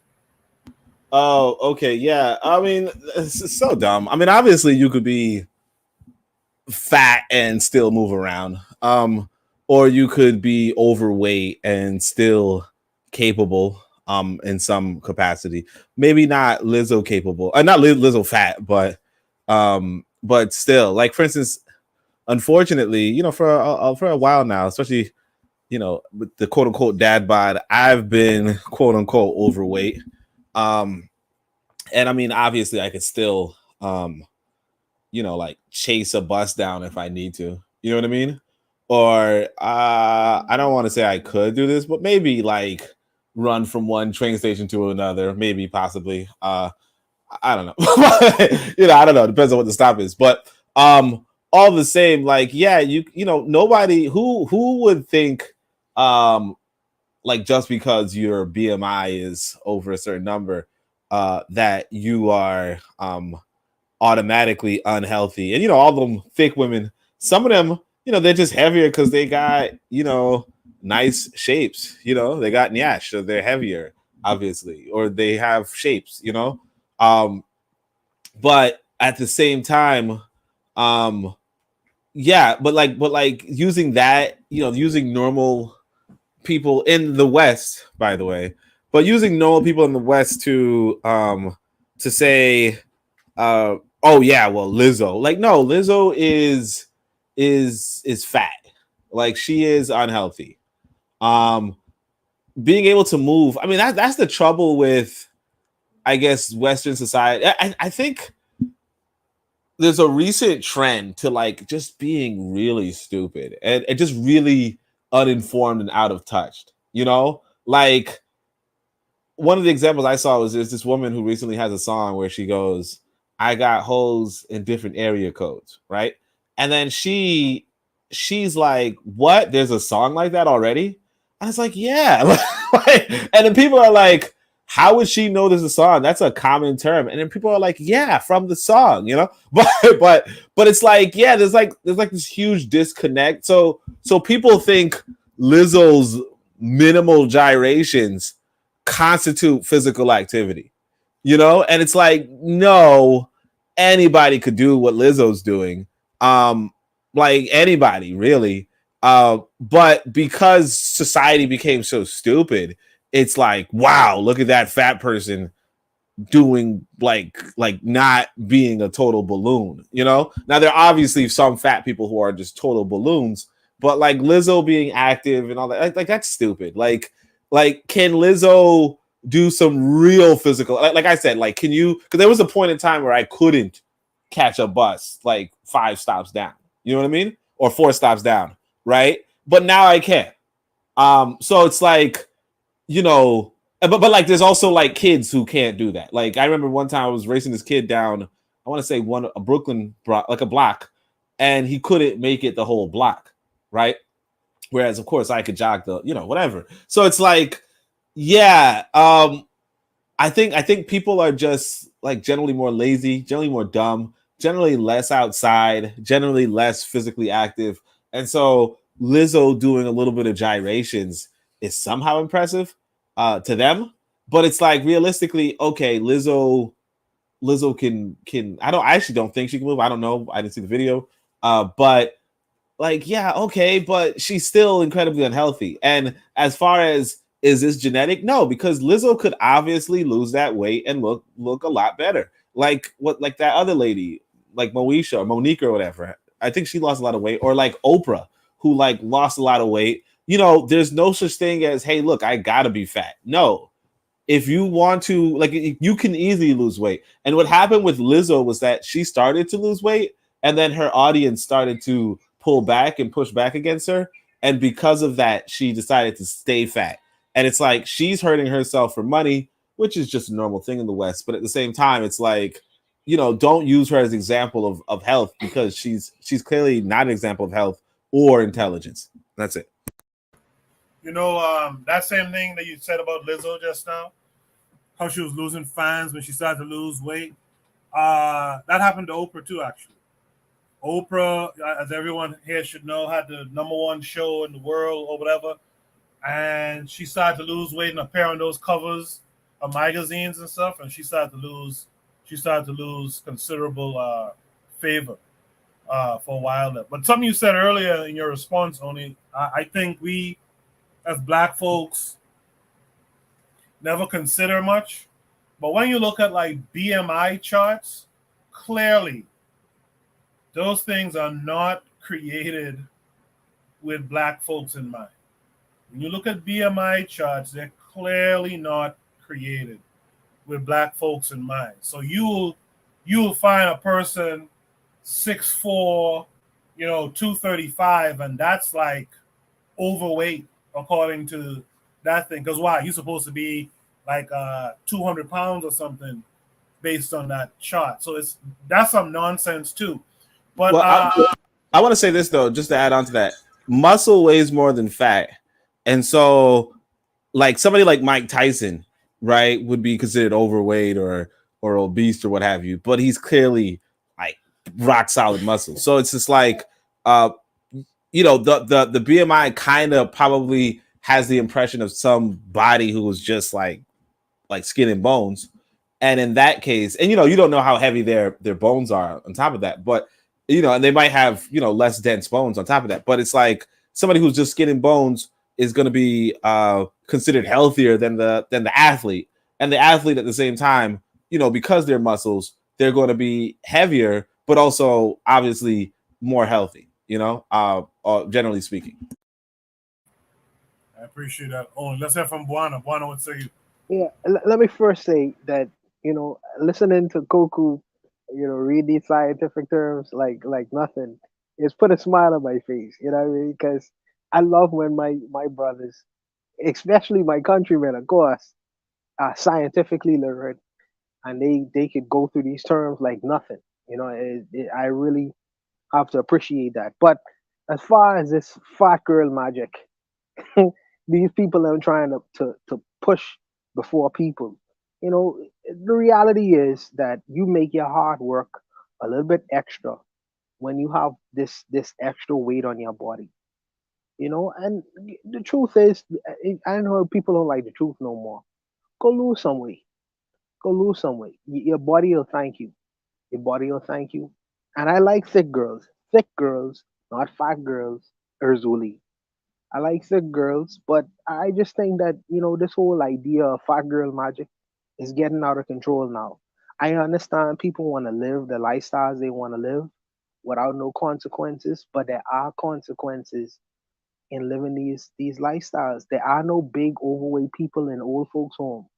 And it's a reason for that. Your heart after a while say, man, I tired of handling this big body fat, and I'm gonna give way. So I just think that your life and your body will thank you when you decide to lose some weight. Go lose some weight. All this cloud chasing is nonsense. All this living a life that we want to live without no responsibility has consequences. And if you don't want to live the consequences of these kinds of lifestyles, you have to micromanage your life and live with a different kind of health consciousness and lifestyle. That's the reality of the situation. But if you want to lie to yourself, go on ahead. Like I say, there are no overweight people in old folks' home. None whatsoever. And it's a reason for that. I'll stop there.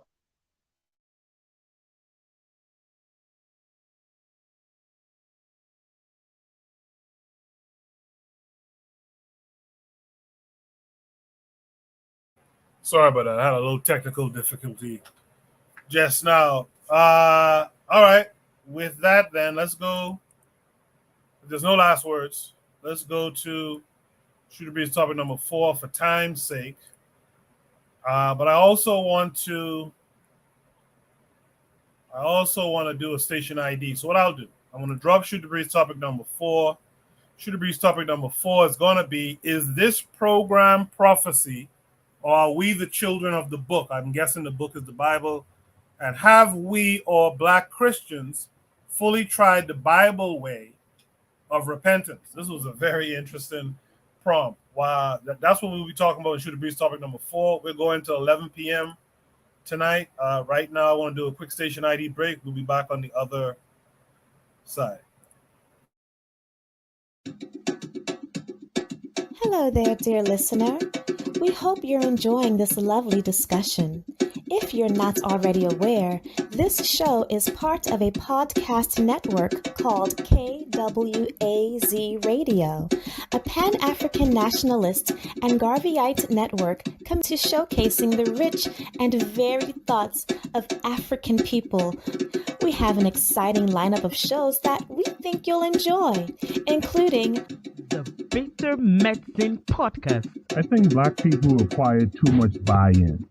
Like, we constantly have to sell black people on things that are beneficial to black people. The Pro-Black Perspective Podcast. I'm fearful that our people are not really studying how to get ahead, and we're kind of, continually staying behind. The Harsh Reality Podcast. To me, it don't matter. I think people are so dumbed down, it wouldn't matter what you reveal to them. They still are in the matrix. They're in a simulation. They're going to keep doing what they did. They lemmings. So to me, it don't matter, man. The Learning Curve Podcast. Sexual access has never given you economic empowerment. The only person who has ever been economically empowered by a sexual relationship is the wasp and his woman. The Cassidra Cheek Show. When we start rising up to fight for our own, I guarantee you they'll stop doing what they're doing. I guarantee you they would have let their brother go. They was waiting to see what black folks was going to do. Brother Bakari Podcast. Black people love to claim folks that hate them, right?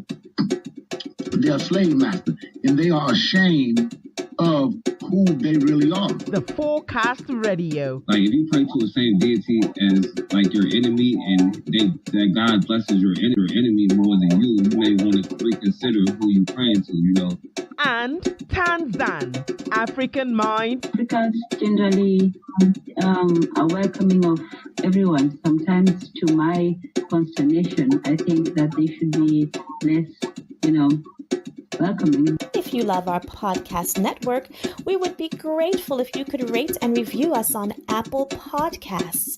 Follow us on social media, like and subscribe to our YouTube channel, and check out our website at www.kwazradio.com for more information.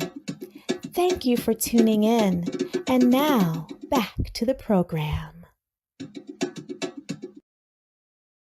Yes, indeed. Yes, indeed.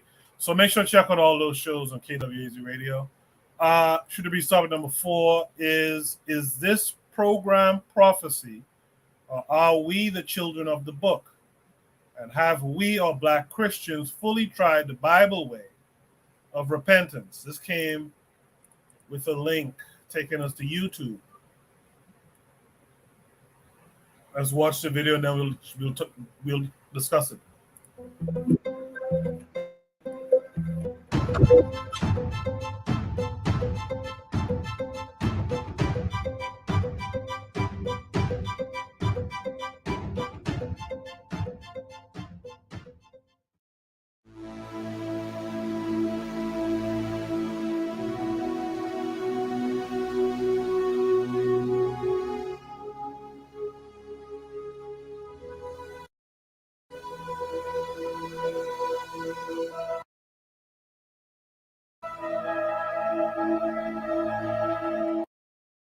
Hey guys, welcome back and thanks for joining. When we look around at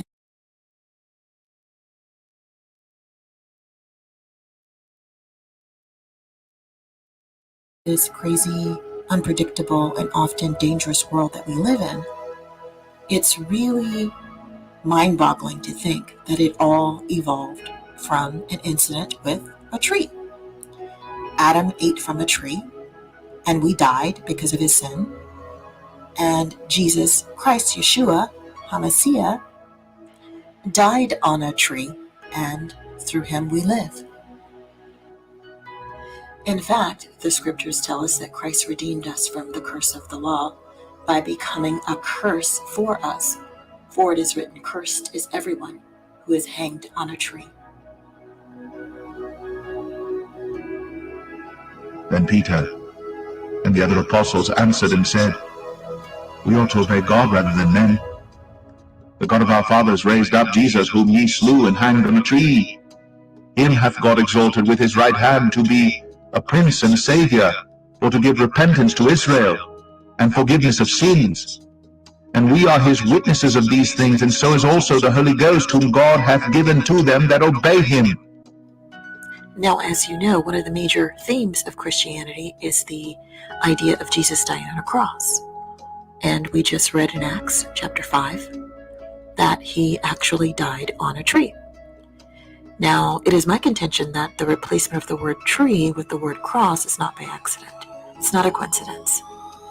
I believe it was intended to obscure the connection between the Hebrew people, the true Hebrew people in this country and around the world, and their Messiah, Yeshua HaMashiach, who was also hung on a tree as a sign of a curse. Now, a sign is a token, something that signifies identity. It is proof of identity. It is authentication of identity. In this country alone, Black people, so-called African Americans, were hung on trees by the thousands, lynched by the thousands. And so when you take that into consideration, with the statement, cursed is anyone who hangs on a tree, then it begs a question. Why are we cursed? And the second question, who are we? And so to look at that, I think it's important to take a look at Deuteronomy 28, which outlines the curses that would befall the people of God. Deuteronomy 28. And it shall come to pass, if thou shalt hearken diligently unto the voice of the Lord thy God, to observe and to do all his commandments which I command thee this day, that the Lord thy God will set thee on high above all nations of the earth. And all these blessings shall come on thee, and overtake thee, if thou shalt hearken unto the voice of the Lord thy God. If thou wilt not hearken unto the voice of the Lord thy God, to observe to do all his commandments and his statutes, which I command thee this day, then all these curses shall come upon thee, and overtake thee. Cursed shalt thou be in the city, and cursed shalt thou be in the field. Cursed shall be thy basket and thy store. Cursed shall be the fruit of thy body, and the fruit of thy land, the increase of thy kine, and the flocks of thy sheep. Cursed shalt thou be when thou comest in, and cursed shalt thou be when thou goest out. The Lord shall send upon thee cursing, vexation, and rebuke, in all that thou settest thine hand unto for to do, until thou be destroyed, and until thou perish quickly, because of the wickedness of thy doings, whereby thou hast forsaken me. The Lord shall cause thee to be smitten before thine enemies. Thou shalt go out one way against them, and flee 7 ways before them, and shalt be removed into all the kingdoms of the earth. And thy carcass shall be meat unto all fowls of the air, and unto the beasts of the earth, and no man shall fray them away. And thou shalt not prosper in thy ways, and thou shalt be only oppressed and spoiled evermore, and no man shall save thee. Thou shalt betroth a wife, and another man shall lie with her. Thou shalt build an house, and thou shalt not dwell therein. Thou shalt plant a vineyard, and shalt not gather the grapes thereof. Thy sons and thy daughters shall be given unto another people, and thine eyes shall look, and fail with longing for them all the day long, and there shall be no might in thine hand. The fruit of thy land and all thy labours shall a nation which thou knowest not eat up, and thou shalt become an astonishment, a proverb, and a byword among all nations whither the Lord shall lead thee. He shall be the head, and thou shalt be the tail. Moreover, all these curses shall come upon thee, and shall pursue thee, and overtake thee, till thou be destroyed, because thou hearkenest not unto the voice of the Lord thy God, to keep his commandments and his statutes, which he commanded thee. And they shall be upon thee for a sign, and for a wonder, and upon thy seed for ever, because thou servest not the Lord thy God with joyfulness, and with gladness of heart, for the abundance of all things. Therefore shalt thou serve thine enemies which the Lord shall send against thee, in hunger, and in thirst, and in nakedness, and in want of all things. And he shall put a yoke of iron upon thy neck, until he have destroyed thee. The Lord shall bring a nation against thee from far, from the end of the earth, as swift as the eagle flieth, a nation whose tongue thou shalt not understand, a nation of fierce countenance, which shall not regard the person of the old, nor show favor to the young. Thou shalt beget sons and daughters, but thou shalt not enjoy them, for they shall go into captivity. In the morning thou shalt say, Would God it were even, and at even thou shalt say, Would God it were morning, for the fear of thine heart wherewith thou shalt fear, and for the sight of thine eyes which thou shalt see. And the Lord shall bring thee into Egypt again with ships, by the way whereof I spake unto thee. Thou shalt see it no more again. And there ye shall be sold unto your enemies for bondmen and bondwomen, and no man shall buy you. So in relation to our topic today, cursed is anyone who hangs on a tree, I wanted to take a look at an article in the Guardian newspaper about how white Americans used lynchings to terrorize and control Black people. That is, so-called African Americans, that is the Hebrews of the Bible. Well, what are lynchings? Well, historians broadly agree that lynchings were a method of social and racial control meant to terrorize Black people into submission and into an inferior racial social caste. They became widely practiced in the United States, mostly in the South, and roughly from 1877 to 1950. A typical lynching would involve criminal accusations, often dubious, against a Black person. An arrest would be made, and the assembly of a lynch mob intent on subverting the normal constitutional process would take over. Victims would be seized and subjected to every imaginable manner of physical torment, with torture usually ending with the person being hung from a tree.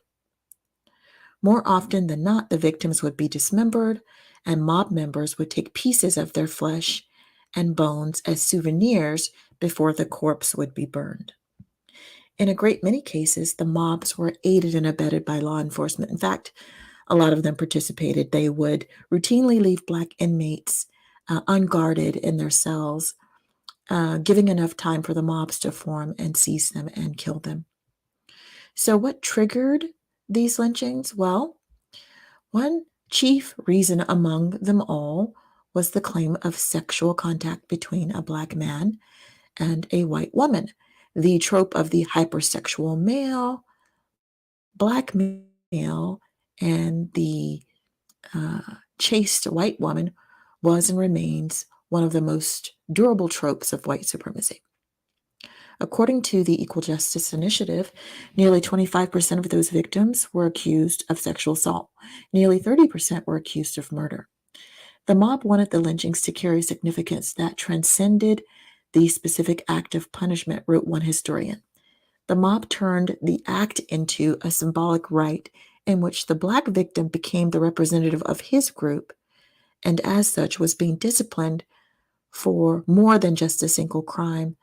The deadly act was actually a warning to the Black population not to challenge supremacy of the white race. So how many of these lynchings, these hanging of men from trees and torturing them, took place? Well, because of the nature of the lynchings, it's kind of impossible to know because a lot of the documentation did not occur. For decades, the most comprehensive total belonged to the archives at the Tuskegee Institute, which estimated that about 4,773 people died at the hands of U.S. lynch mobs between 1881 and 1968. According to the Tuskegee numbers, 3,446 of those lynched were Black Americans.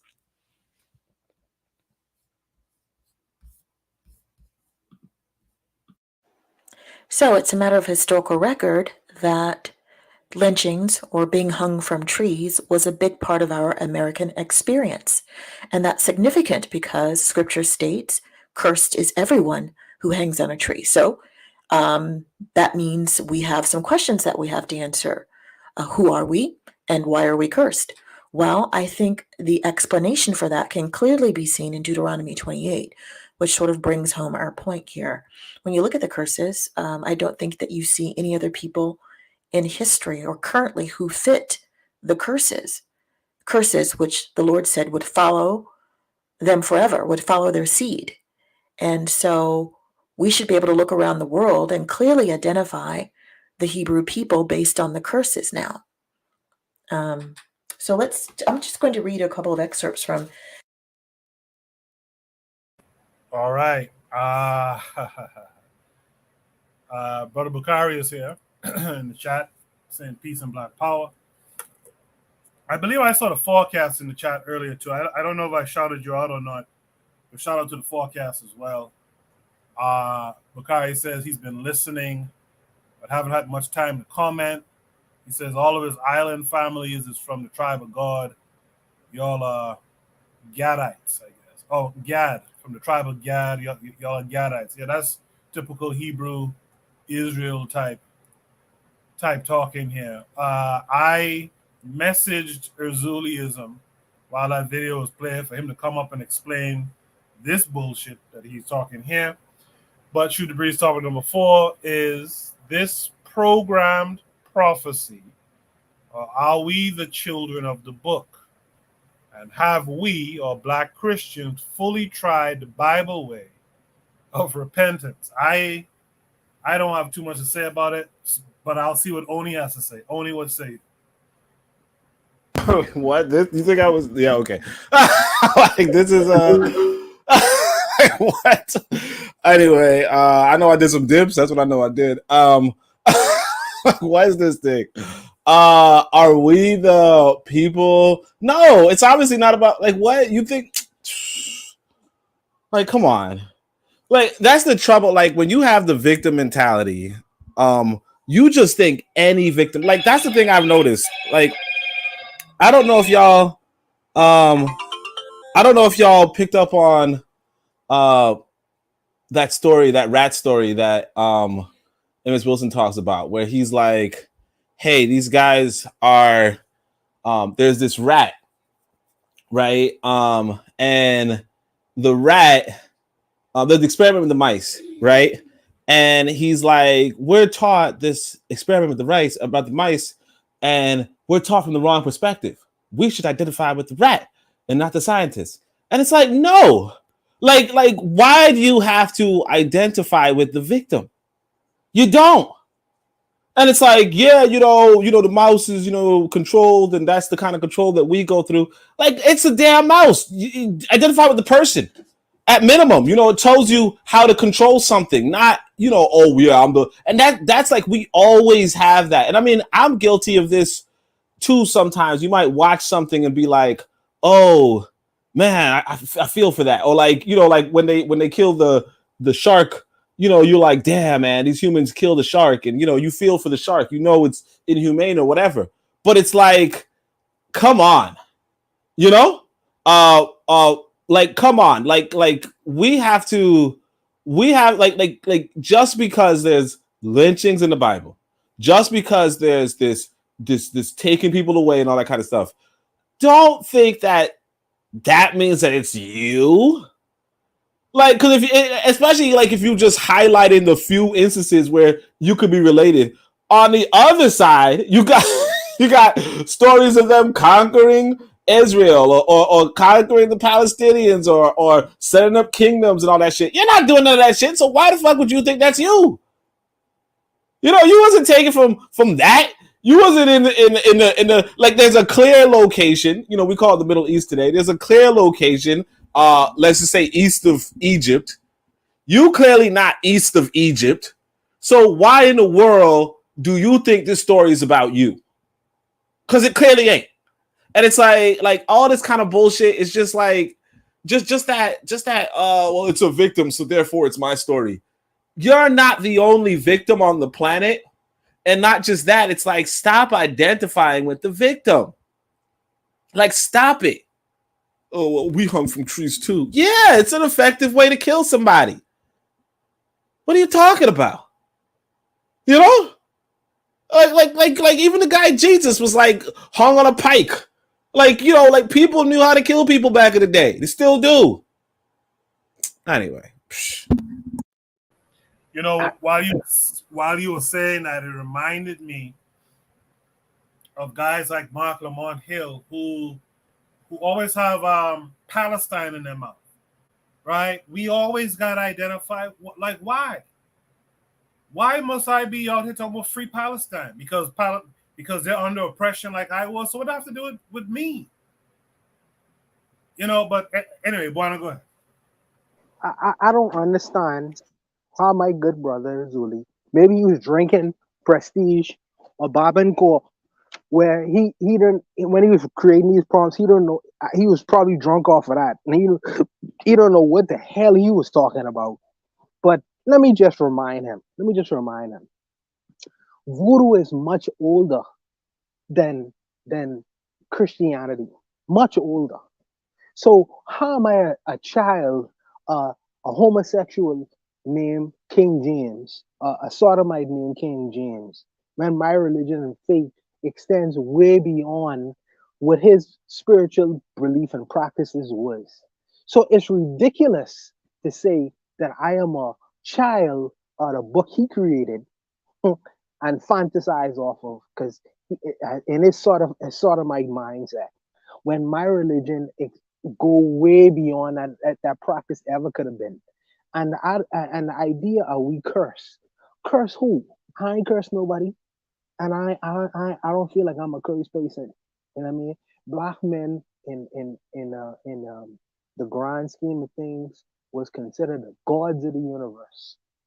How we get from that point to being cursed children of the book is a ridiculousness. It's really ridiculous. You know what I mean?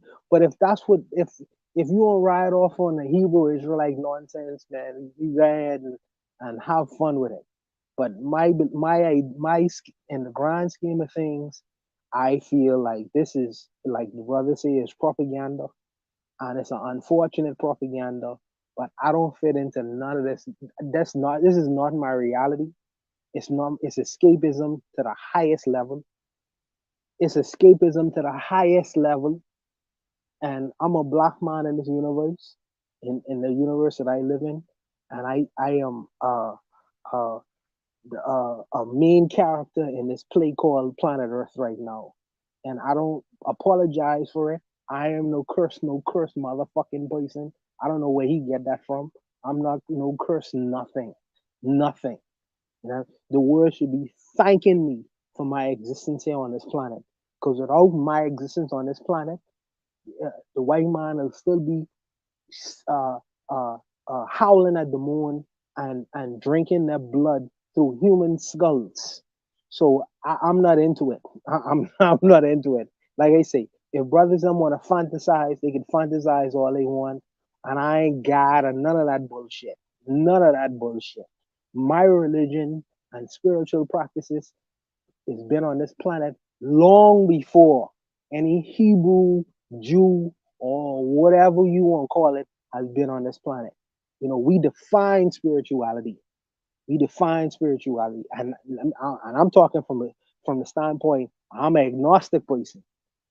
We define spirituality. So, like I say, these people could fantasize all they want. It's nonsense to me, but it is what it is. I understand we have people who believe these things. My brother, Brother Bakari, say, don't talk about my Christian religion. I ain't talking about Christian religion. I just say that for me, this is fantasy. This is fantasy. I'll leave it there. Appreciate that, Buana. In the chat, KW Don 7 gives us a Dr. John Henry Clark quote. He says, God doesn't curse anyone because that would make him ungodly. Trigabi 262 Plus says, Christianity will always make you manufacture your origins to be in that Canaan region. Another reason why our spiritual system is important. He goes on to say, when you take on the Abrahamic religions and you get told your ancestors' practices, barbaric practices, you already lost. That historically consciousness is neutered.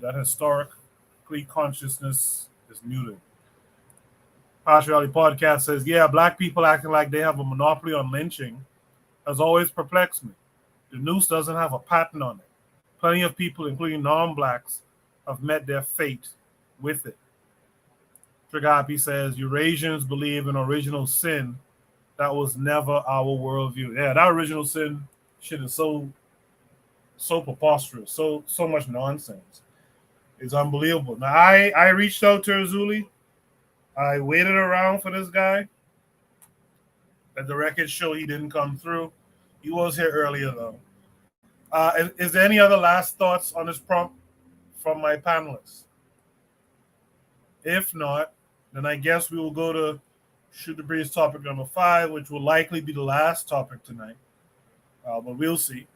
Shoot the Breeze topic number 5 is similar in a sense to what we just had. It says, how can Marcus Garvey or MLK proclaim this?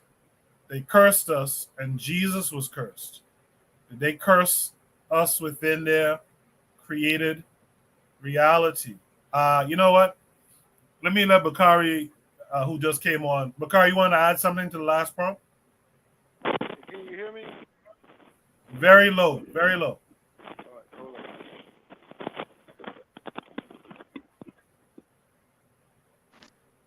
Hey, Bakari look. on a walkie. What's up? Can y'all hear me now? Yeah, much better. Look, I still don't have much time, but I don't know how Bawana gonna call me out talking about something. Don't talk about my don't talk about. No, I respect it, Bakari. Bakari, I respect it. I ain't say nothing bad. I ain't say nothing bad. I respect it. You know what I mean? But these two say we curse, Bakari. They say we curse. I came on here to say this to my Gadite brothers, Yahweh ben Yahweh Shai. It's crazy for people to just think that they're cursed. Somebody can tell you you're cursed and you just fall for it. That's absolutely asinine. I don't see how that makes sense to anybody. But hey, I'm not trying to tell them no more where they wrong at. But for me, that is absolutely wrong. And for any sane person, I'm going to look into a book and say, see, they lynched us. That means we're cursed. And so everybody who's lynched is cursed, I guess. I don't know. But I just wanted to come in and say that it makes absolutely no sense. But it makes sense for Azuli to send that to you many times. He say he don't come from no Africa. Azuli is anti-African. So it's okay to be a cursed Hebrew. It's okay to be Aboriginal indigenous, but don't tell him he come from Africa. He's anti-African. So it makes sense if he sent that prompt. It makes sense for him to send that prompt. And on that note, I'm gonna go back and listen offline. I appreciate you. I appreciate you for passing through, Bakari. Thanks a lot. Zuli, you heard what Bakari said. Now let's see what you got to say. Shoot the Breeze topic number 5. How can Marcus Garvey or MLK proclaim this? They cursed us and Jesus was cursed. Did they curse us within their created reality? I'm not even sure what that really means. But let's watch the video and then we'll discuss it. For everyone to see that he was executed. But before nightfall, his body must be taken down from that pole. Why? Because a man hanging on a pole is a curse to God. This is what the Bible says. The very symbol of their religion is a symbol of a curse to God. Now do you see why Jews don't want to convert to their religion? The Torah says if a man is executed, he's to be hung on a pole. For everyone to see that he was executed. But before nightfall, his body must be taken down from that pole. Why? Because a man hanging on a pole is a curse to God. This is what the Bible says. The very symbol of their religion is a symbol of a curse to God. Now do you see why Jews don't want to convert to their religion? The Torah says if a man is executed, he's to be hung on a pole. For everyone to see that he was executed.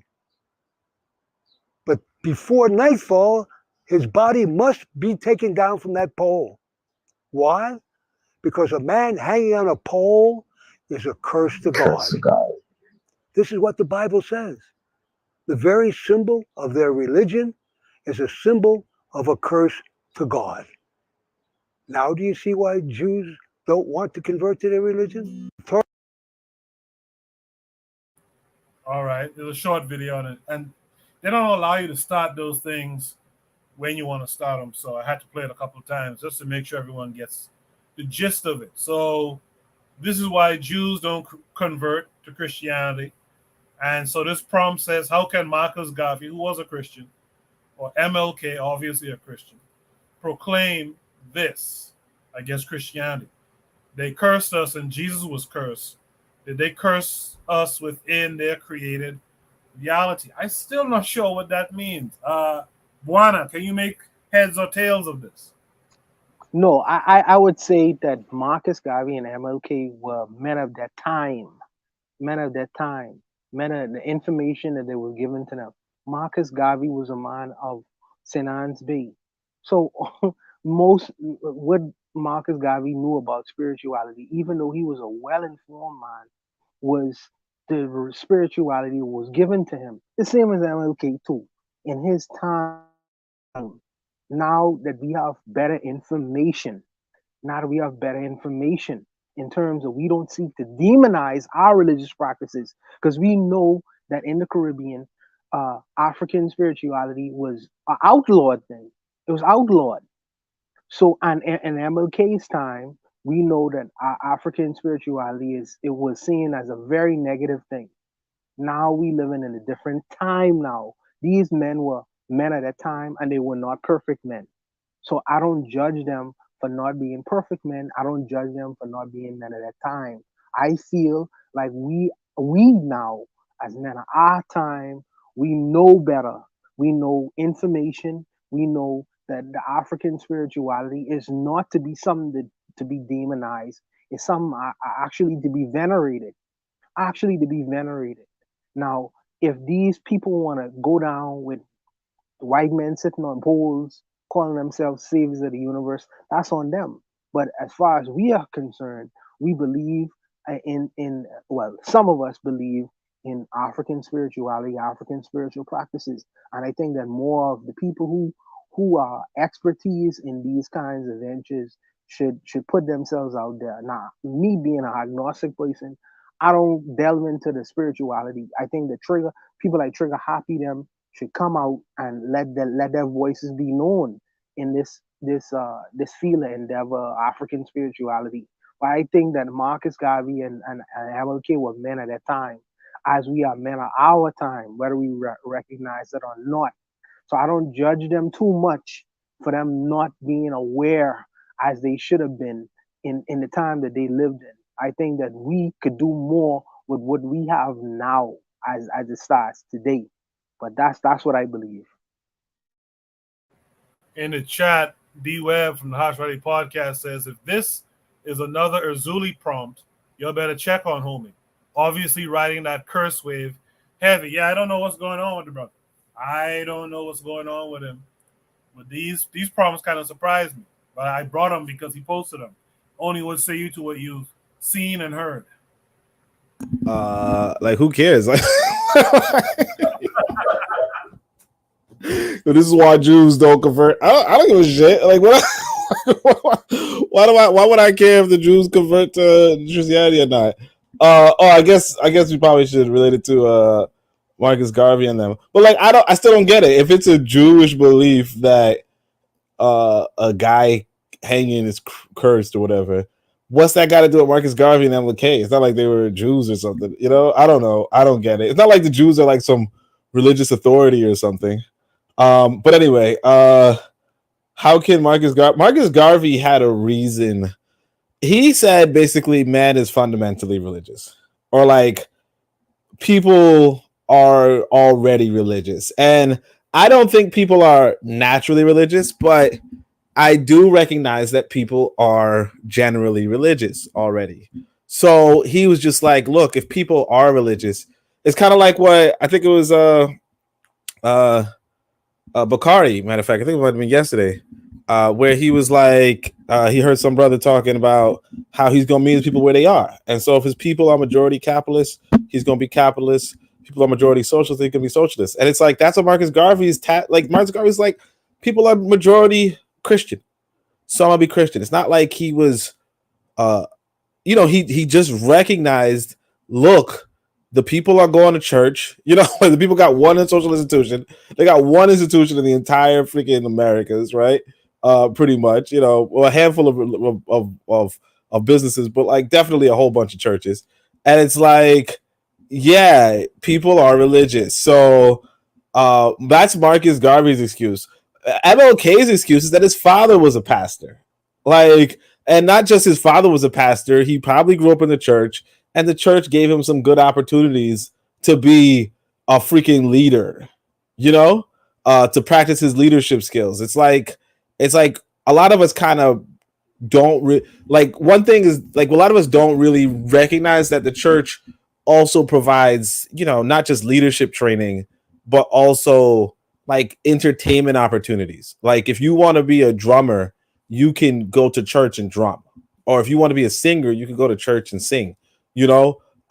Unlike, you know, generally speaking, you can't sing or drum anywhere, you know what I mean? Like generally speaking, like maybe in school, but once you get out of school, you really can't. So I'm saying all that to say that yeah, I think this question is just kind of weird because one, it's just some Jews saying I don't follow Christianity, which we already knew, and then two, it's like I don't know. I mean, MLK and Marcus Garvey had their reasons based on the context, and then as far as Jesus was cursed and did they curse out, like what is he talking about? You know, sorry, but I don't. Like I said, the only thing I could say is Marcus Garvey had a reason, MLK had a reason. But like Marcus Garvey, when you read Message to the People, you realize he's not your typical Christian. You know, he believes in a black Jesus and a black, you know, all that. And then he also kind of believes in a God that is supreme intelligence. You know, so I don't know if I would say it's a Gnostic view, but it is a different, like it's not the same Christianity that most of us have, not that God-fearing whatever. It's more like, you know, God is the creator, and therefore you in the image of a God is, you are also a creative, and you being creative is your expression of religion. You know, so he was kind of like usurping Christianity, but like, you know, coding his language in Christianity in order to make it palpable to a bunch of Christians. You know what I'm saying?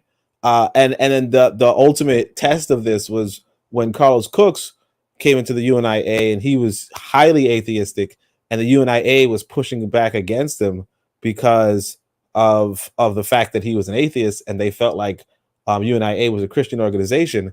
Marcus Garvey gave him the thumbs up, like, yeah, do you know what I mean? Don't go by the Christianity. That's not the important part. The important part is that you're getting shit done for black people. You know what I mean? And that's really what it comes back to. Kind of like I said, Brother Bakari was saying, you know, it really comes back to, are you doing for black people? You know, and the thing about Marcus Garvey and MLK, you know, regardless of their religion, they were doing for black people. And that's all I can say. Yeah, I think we gotta stop. Trying to explain away Garvey's Roman Catholicism. Man, he was a Catholic.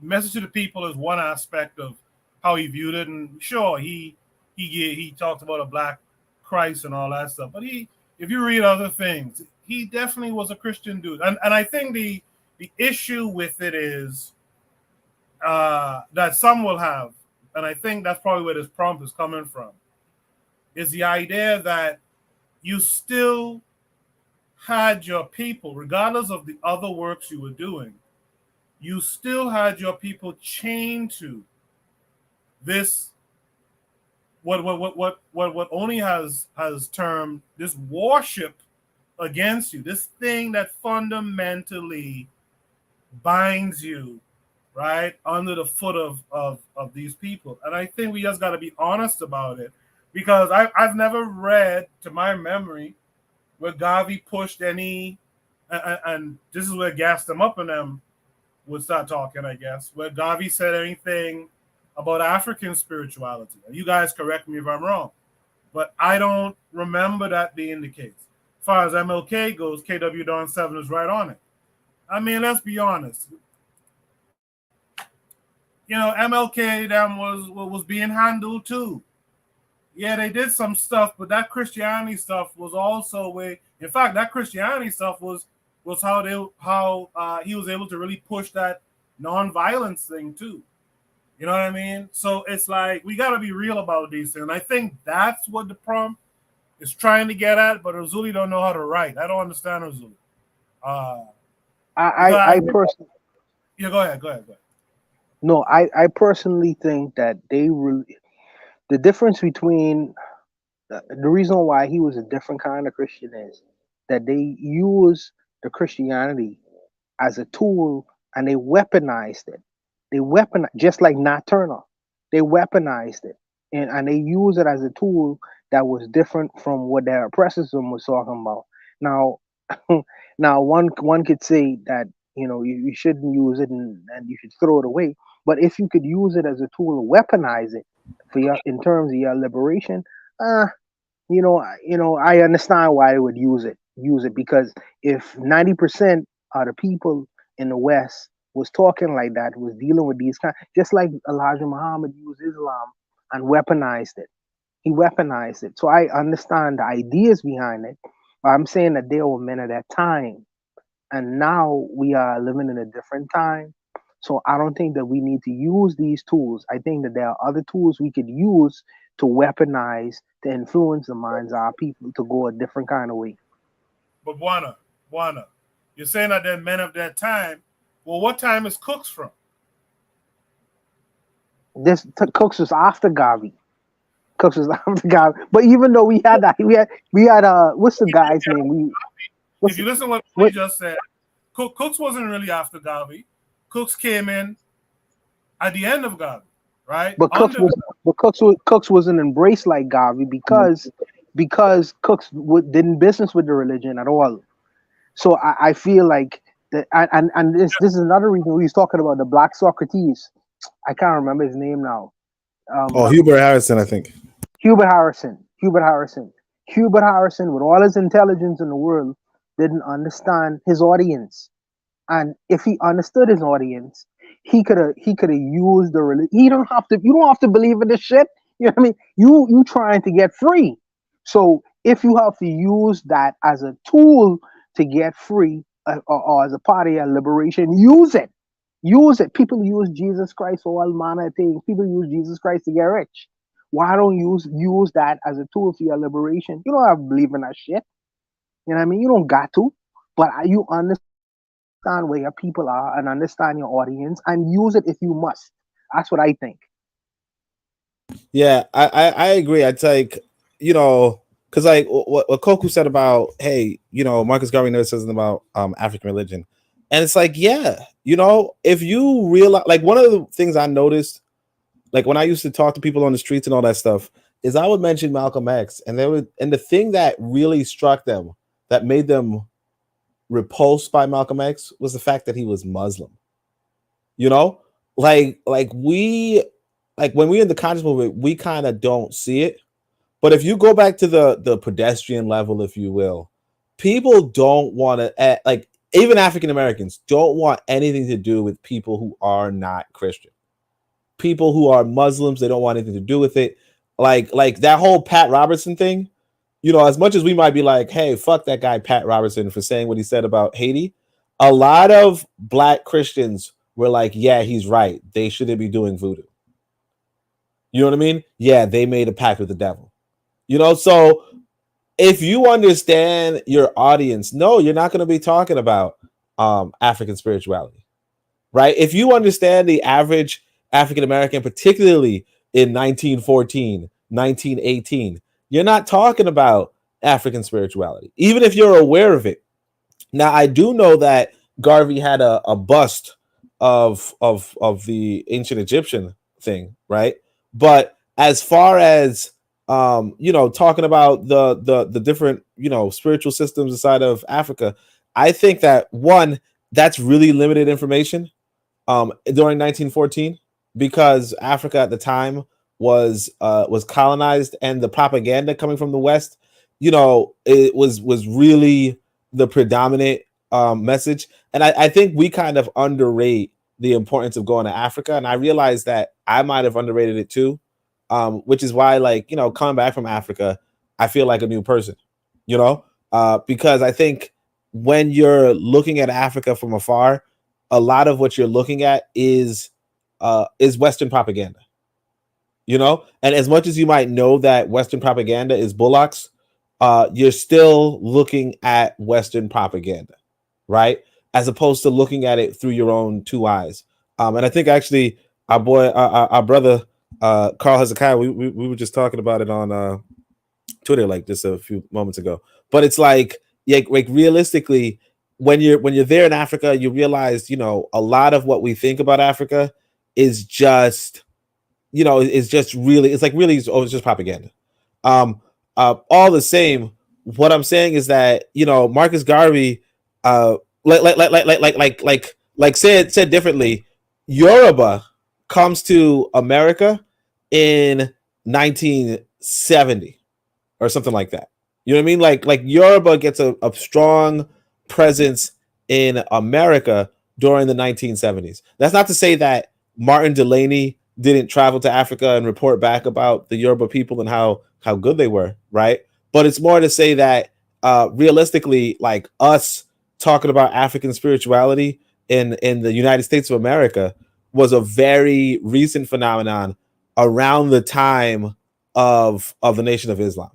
You know, so even us talking about Islam in America was very limited to like a few, like an academic few, like Blyden, for instance, right? But like most black, like the idea of a black Muslim wasn't even a thing in America until the Nation of Islam type thing. You know, maybe you had the Masonic Temple, but again, that was also after Garvey. So it's like, yeah, Garvey. Like even if you were well informed about the Yoruba and all that kind of stuff, there were no quote unquote Yoruba in America at that time. Now, obviously, you could say there were Yoruba in Brazil. Obviously, you could say there were this and so forth. But when you're talking about the African Americans at that point in time, like right now, African Americans are probably the most cosmopolitan. Well, maybe not, but like seemingly they're pretty well informed about the globe, right? But going back to 1915, you know, again, this is during the lifetime or during the ending of the lifetime of Booker T. Washington. When you read Up From Slavery, you realize that African Americans were kept pretty damn backwards, right? And Booker T. Washington like really did some intense work to like even get literature, even get black people sleeping on beds. You know what I mean? At that point in time, they were like sleeping on the floor of their own houses. So it's like, yeah. So I think, you know, we can say in, you know, retrospect, why did this guy not, you know, why did he not explore Yoruba faith? Or why didn't he do a Khan faith? Right. And it's like at this point in time in 1914, you have the Gold Coast. You don't have a strong, you know, Twi culture. You don't have any of that stuff. You just have the Gold Coast. You just have colonialism. You just have world wars brewing.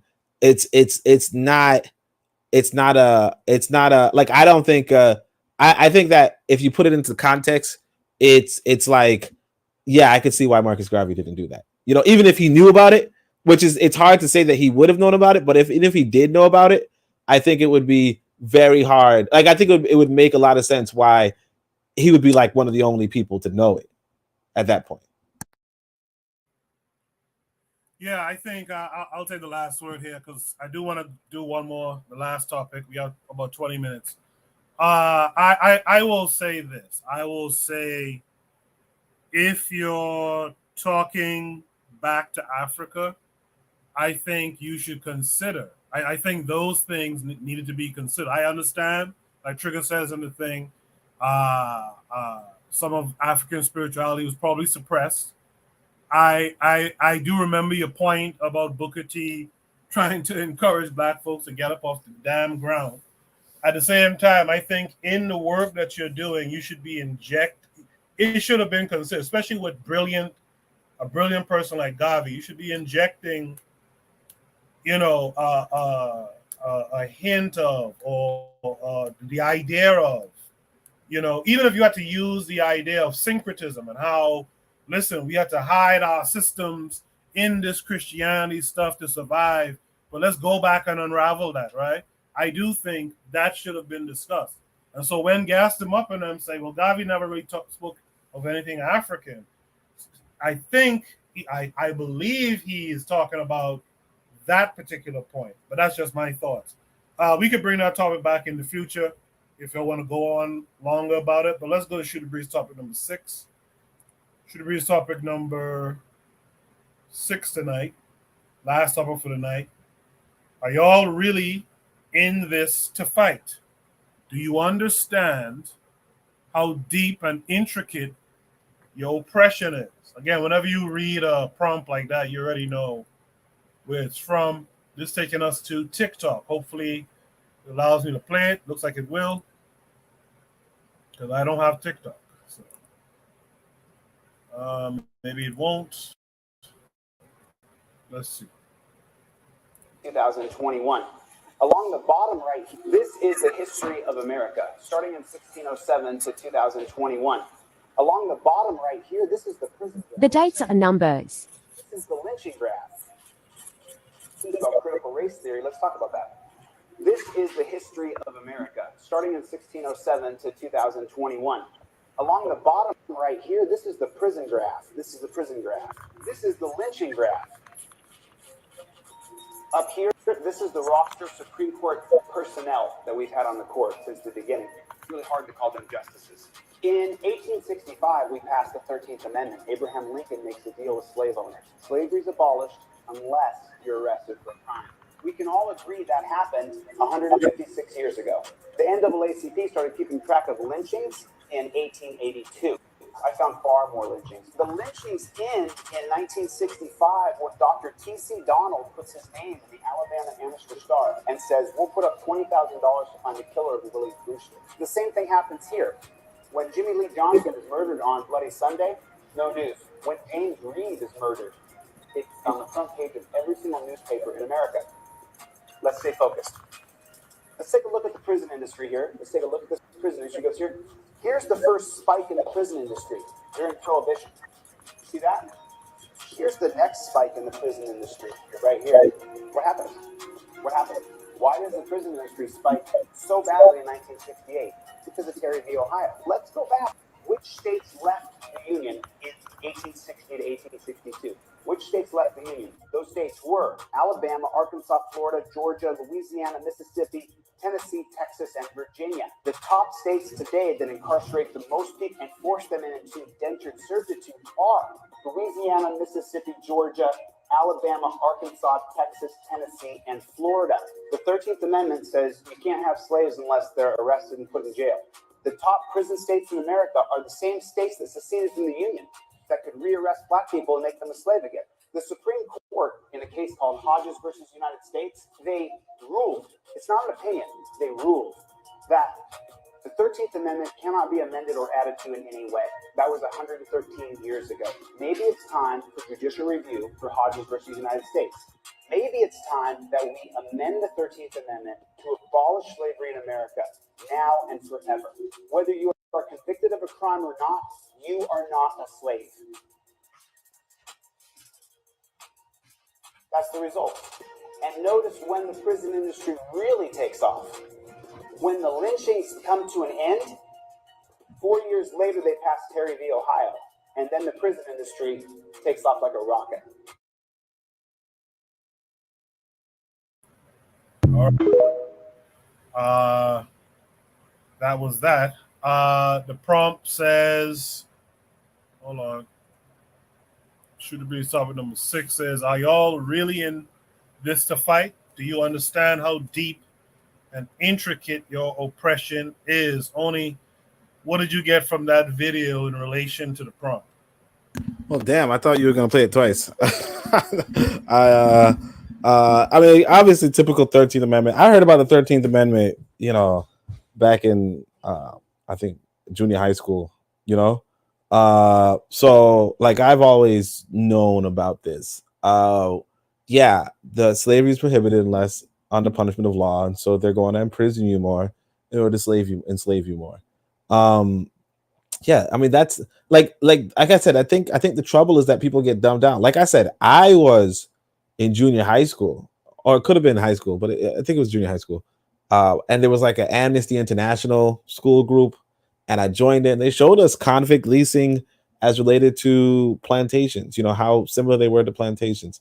Yeah, but at the same time, it's like okay, like what do like I said, like sometimes you could look at it from a victim mentality, and sometimes you could look at it from a realistic perspective, which is, um, yeah, they will give you forced labor because otherwise you just get a hot and a cot, 3 hots and a cot, for free.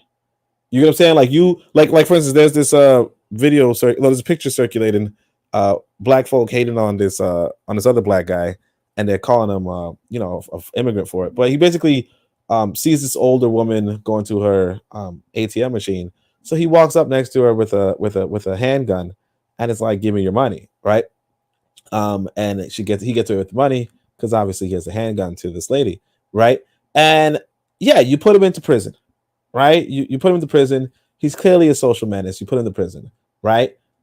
Do you now he has 3 hots and a cot, right? Now it's not a comfortable cot and it's not good hots, right? But it's free, right? So why don't you work him? You get what I'm saying? Why doesn't he do something like he's a man? Why doesn't he do something productive? And so I'm not saying that I'm not going to say that that's my perspective, right? But what I'm saying is that let's say if I were a white person, right? If I were the European who was arresting this punk, right? Why would I not want this person working? Now, obviously, it's an abused system. Obviously, especially at one point in time, a lot of black people who were arrested for things like vagrancy, or like were arrested for trying to vote, or arrested for just arrested for anything, right? And therefore, obviously, prison sentences are inflated, especially among African Americans, in order to get them to this free labor loophole, right? But at the same time, it's like, yeah, I mean, like if we just realistic about what this American project was, right? This American project was basically, how can we get free labor from these Africans? And I think we have to just come to terms with like that's the I think it was I don't like to cite him too much, but I mean, yeah, right, whatever. But like I think we just have to come to terms with the fact that we're in a colonial situation, and this is what the colonizer does. And until we come to terms with that, like it almost becomes ridiculous. Like, okay, what did you think a colony was? Appreciate that, Oni. Brother Bakari this says, I agree with you on this one, Koku. Drew Ali got people walking around saying they're Moors 100 years later. Could have been the same thing if Garvey spoke about African spiritual systems, I guess. Buana, what say you to what you saw and what Oni had to say? Yeah, I would say to this prompt and the person who wrote this prompt that we are in this fight, just like how Dessalines was in the fight, just like how Pétion was in the fight. And even if we have to eat bonbon de terre, and he know what that means. Just like if we have to eat that, we gonna do that because we in this fight for freedom and liberation. And it is what it is. It is what it is.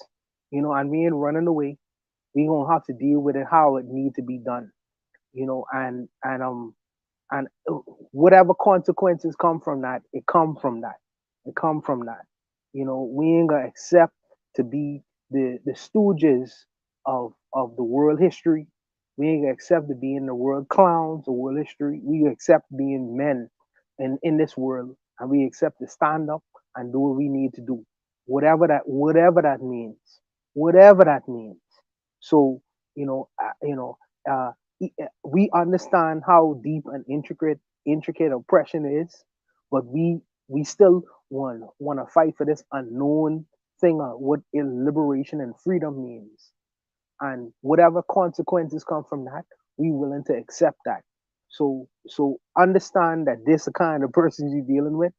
You know what I mean? You know, you're dealing with the YouTube folks and the Twitter folks or whatever. From time to time, you're gonna come up against and you're gonna meet with people who really believe and mean what they say. When we trying to fight for this idea of liberation and freedom, we actually mean that. We ain't playing around. We ain't playing around. It ain't just talk, brother. There are some brothers who actually believe these kinds of things. Are we willing to do what it takes to gain and achieve these kinds of things? So I just want you to know that. And you know fully well that coming from your background and history, there are these kinds of men that exist. There are these kinds of men that exist.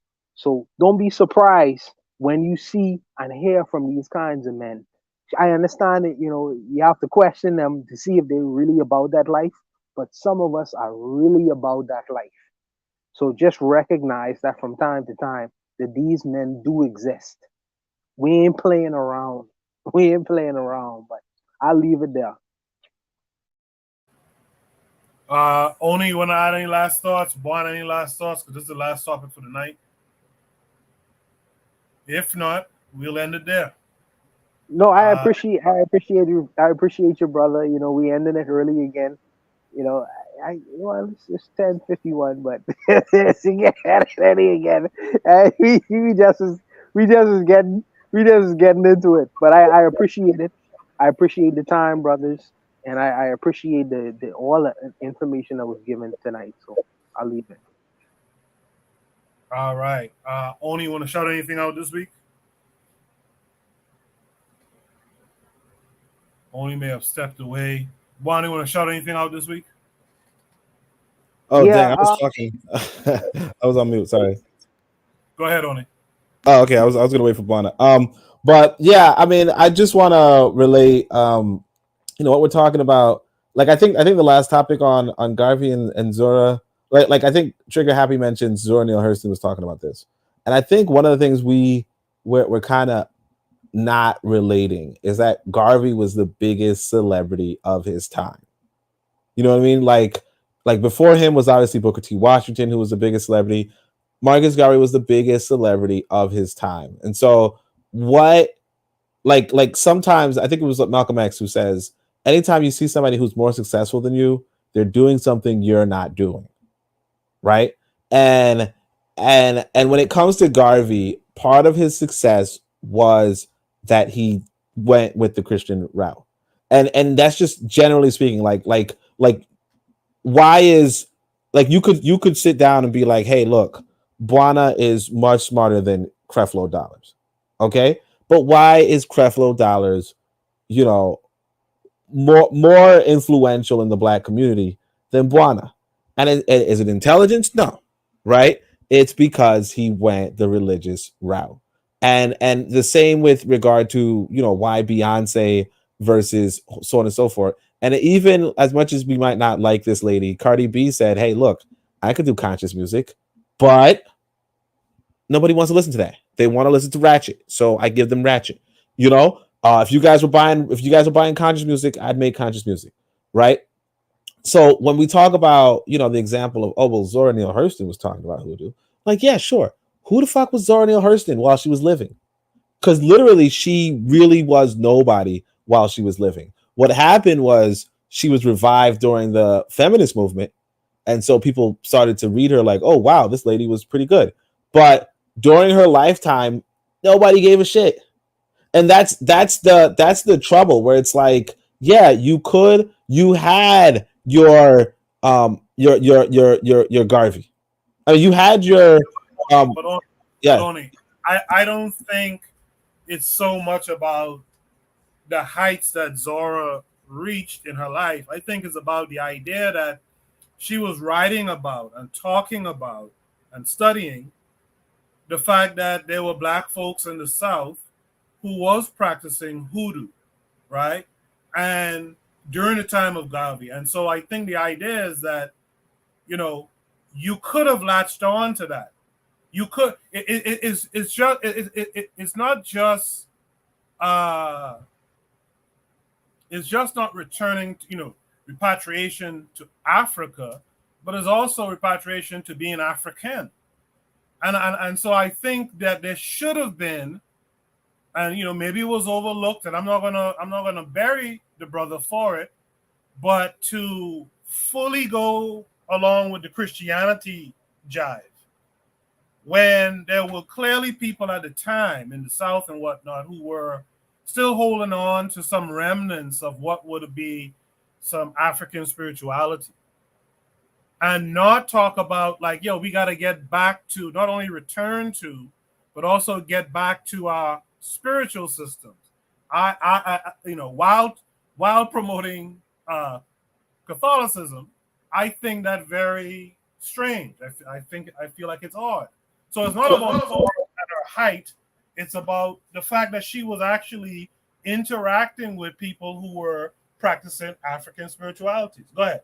Yeah, well, that's the thing, though. It's like, I want to say that it's not to say that there wasn't somebody trying that. There wasn't somebody doing that.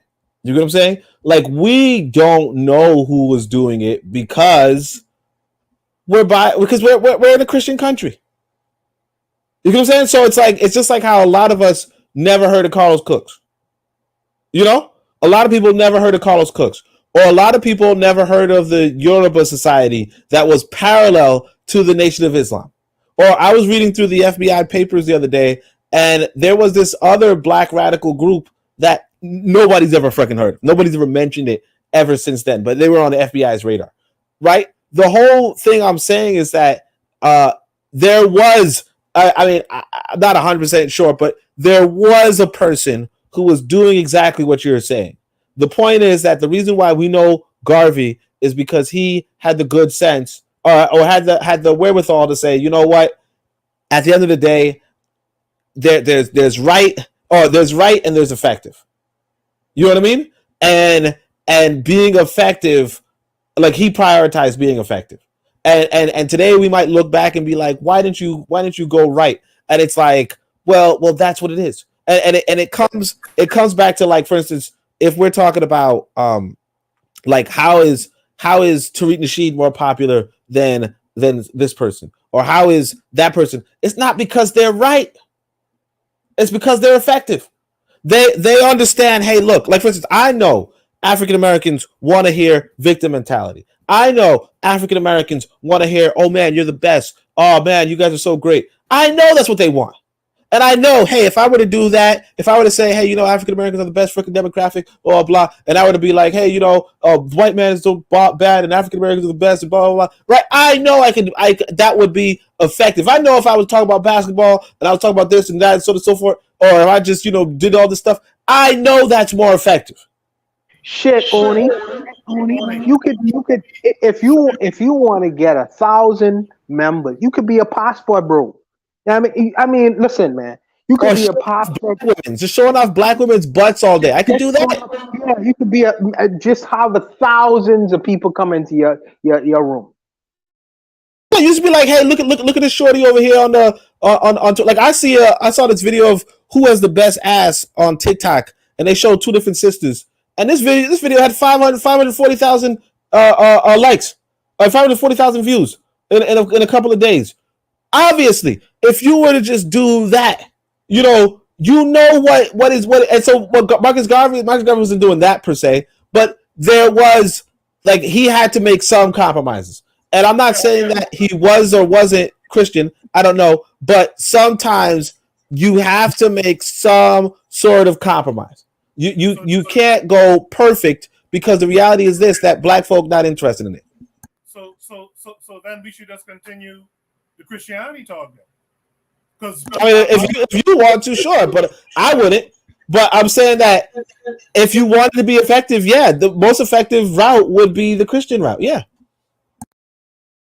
What I would say is, I would ask the question: how is it that Jim Jones was able to take 900 people to Guyana and end up killing them? How was he able to do that? Exactly. He started with Christianity. He was a Christian minister, and gradually through gradualism, he turned them same people from Christians to socialists to communists, and at the end of the day, they was willing to murder themselves off of that belief in him. They just did that in Kenya. If he was able to use that religion to gradually influence their minds in something, it's just, like I say, man, you could weaponize this thing. You could weaponize it and use it as a tool to influence your people into understanding different kinds of things. It's an entry. I consider Christianity to be an entry point. Since that's their foundation, I consider it to be an entry point into other kinds of things. Now he used it for nefarious reasons. I figure with my own people, I can use it for productive reasons, but it could be used purposefully. I believe. Yeah, black people 90% Christian. But all right. I personally disagree with y'all on that because if it was so, someone would have done it. And as a person who grew up in the Christian church, that book, which is why I think Arzuli was alluding to earlier, that book has its ways and means of curtailing. I mean, just the idea that this book tells you, listen, you see your oppressor, don't bother with him while you're on earth. Just wait till you die. Just the fact that it says that type of shit, you're not going to get anyone. And I like what D-Web said here. If by effective you mean attracting a bunch of useless lemmings, half of whom would turn on you the moment you stop being entertained, then yes. Yeah, that's all that is.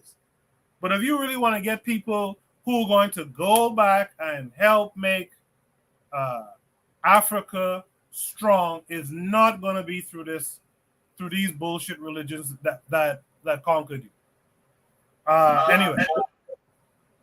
Well, I would just say this. Marcus Garvey's UNIA, they were effective people for the liberation struggle. Like, they weren't necessarily lemmings. I think they were actually really effective. And probably, and I think it's arguable that the UNIA was the most effective non-national black organization on the planet.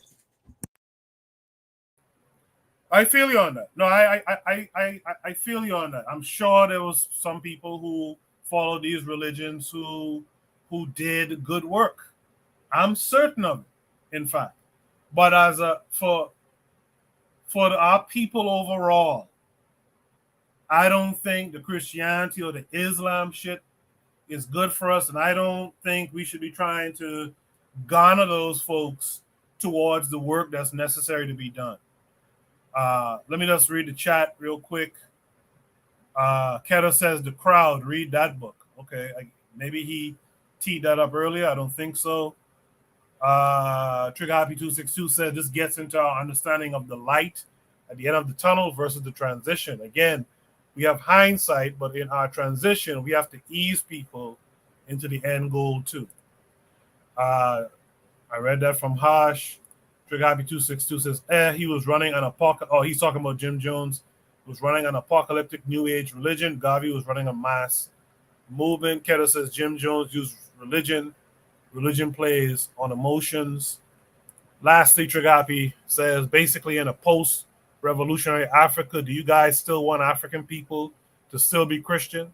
Or are we going to have a plan to change that? It's all about transition and end goal. I think we could discuss that more in a future prompt. So anyone who wants to post that prompt can do that. With that said, though, I'll ask again as we're ending out the show. We got 2 minutes or so left. Buana, what do you want to shout out this week? Yeah, this is a very good discussion. Very, very good discussion. I really enjoyed it.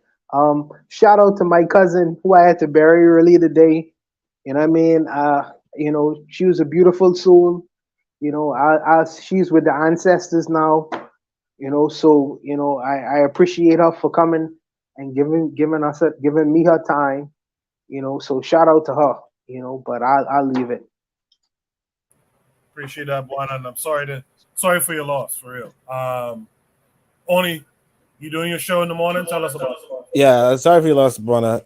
No, I think I'm gonna finally like I said, there's effective things and then there's, things you want to do, I guess. So I'm going to finally tackle that, how Europe underdeveloped Africa. That's not effective. I know black folk ain't really interested in books. But at the same time, it's like, yeah, I'm kind of interested in books. A handful of people might be, but like really like, honestly, it's like, yeah, I could just be like, hey, look at these women's bodies. And that would be more effective. But I don't go that route per se. Like, you compromise somewhat, but you don't compromise entirely. And I think, Garvey did say, Garvey did show us that you can compromise and then still be effective. And so I think that's just something that we could just take from that. And, I kind of compromise a little bit, like I dumb down my language a lot. So, like that's that. So anyway, but that's all I can say. I appreciate that. I appreciate all you guys in the chat who were here tonight. Ketter, Trigger Happy 262, Brother Bakari, D-Web from the House Rally Podcast. The Matron was here earlier. 4Kast Radio was here. Jonelle, Daily Affirmations by Pauline was here. And Erzuliism was here, of course. If I missed anyone, I apologize. KW Don 7. But I think I got everyone who was here tonight. Good conversation. Good conversation. We'll be back at it next week. So you guys stay tuned. Check out all the other shows in the meantime. All right? Until next week, you guys be good. Peace.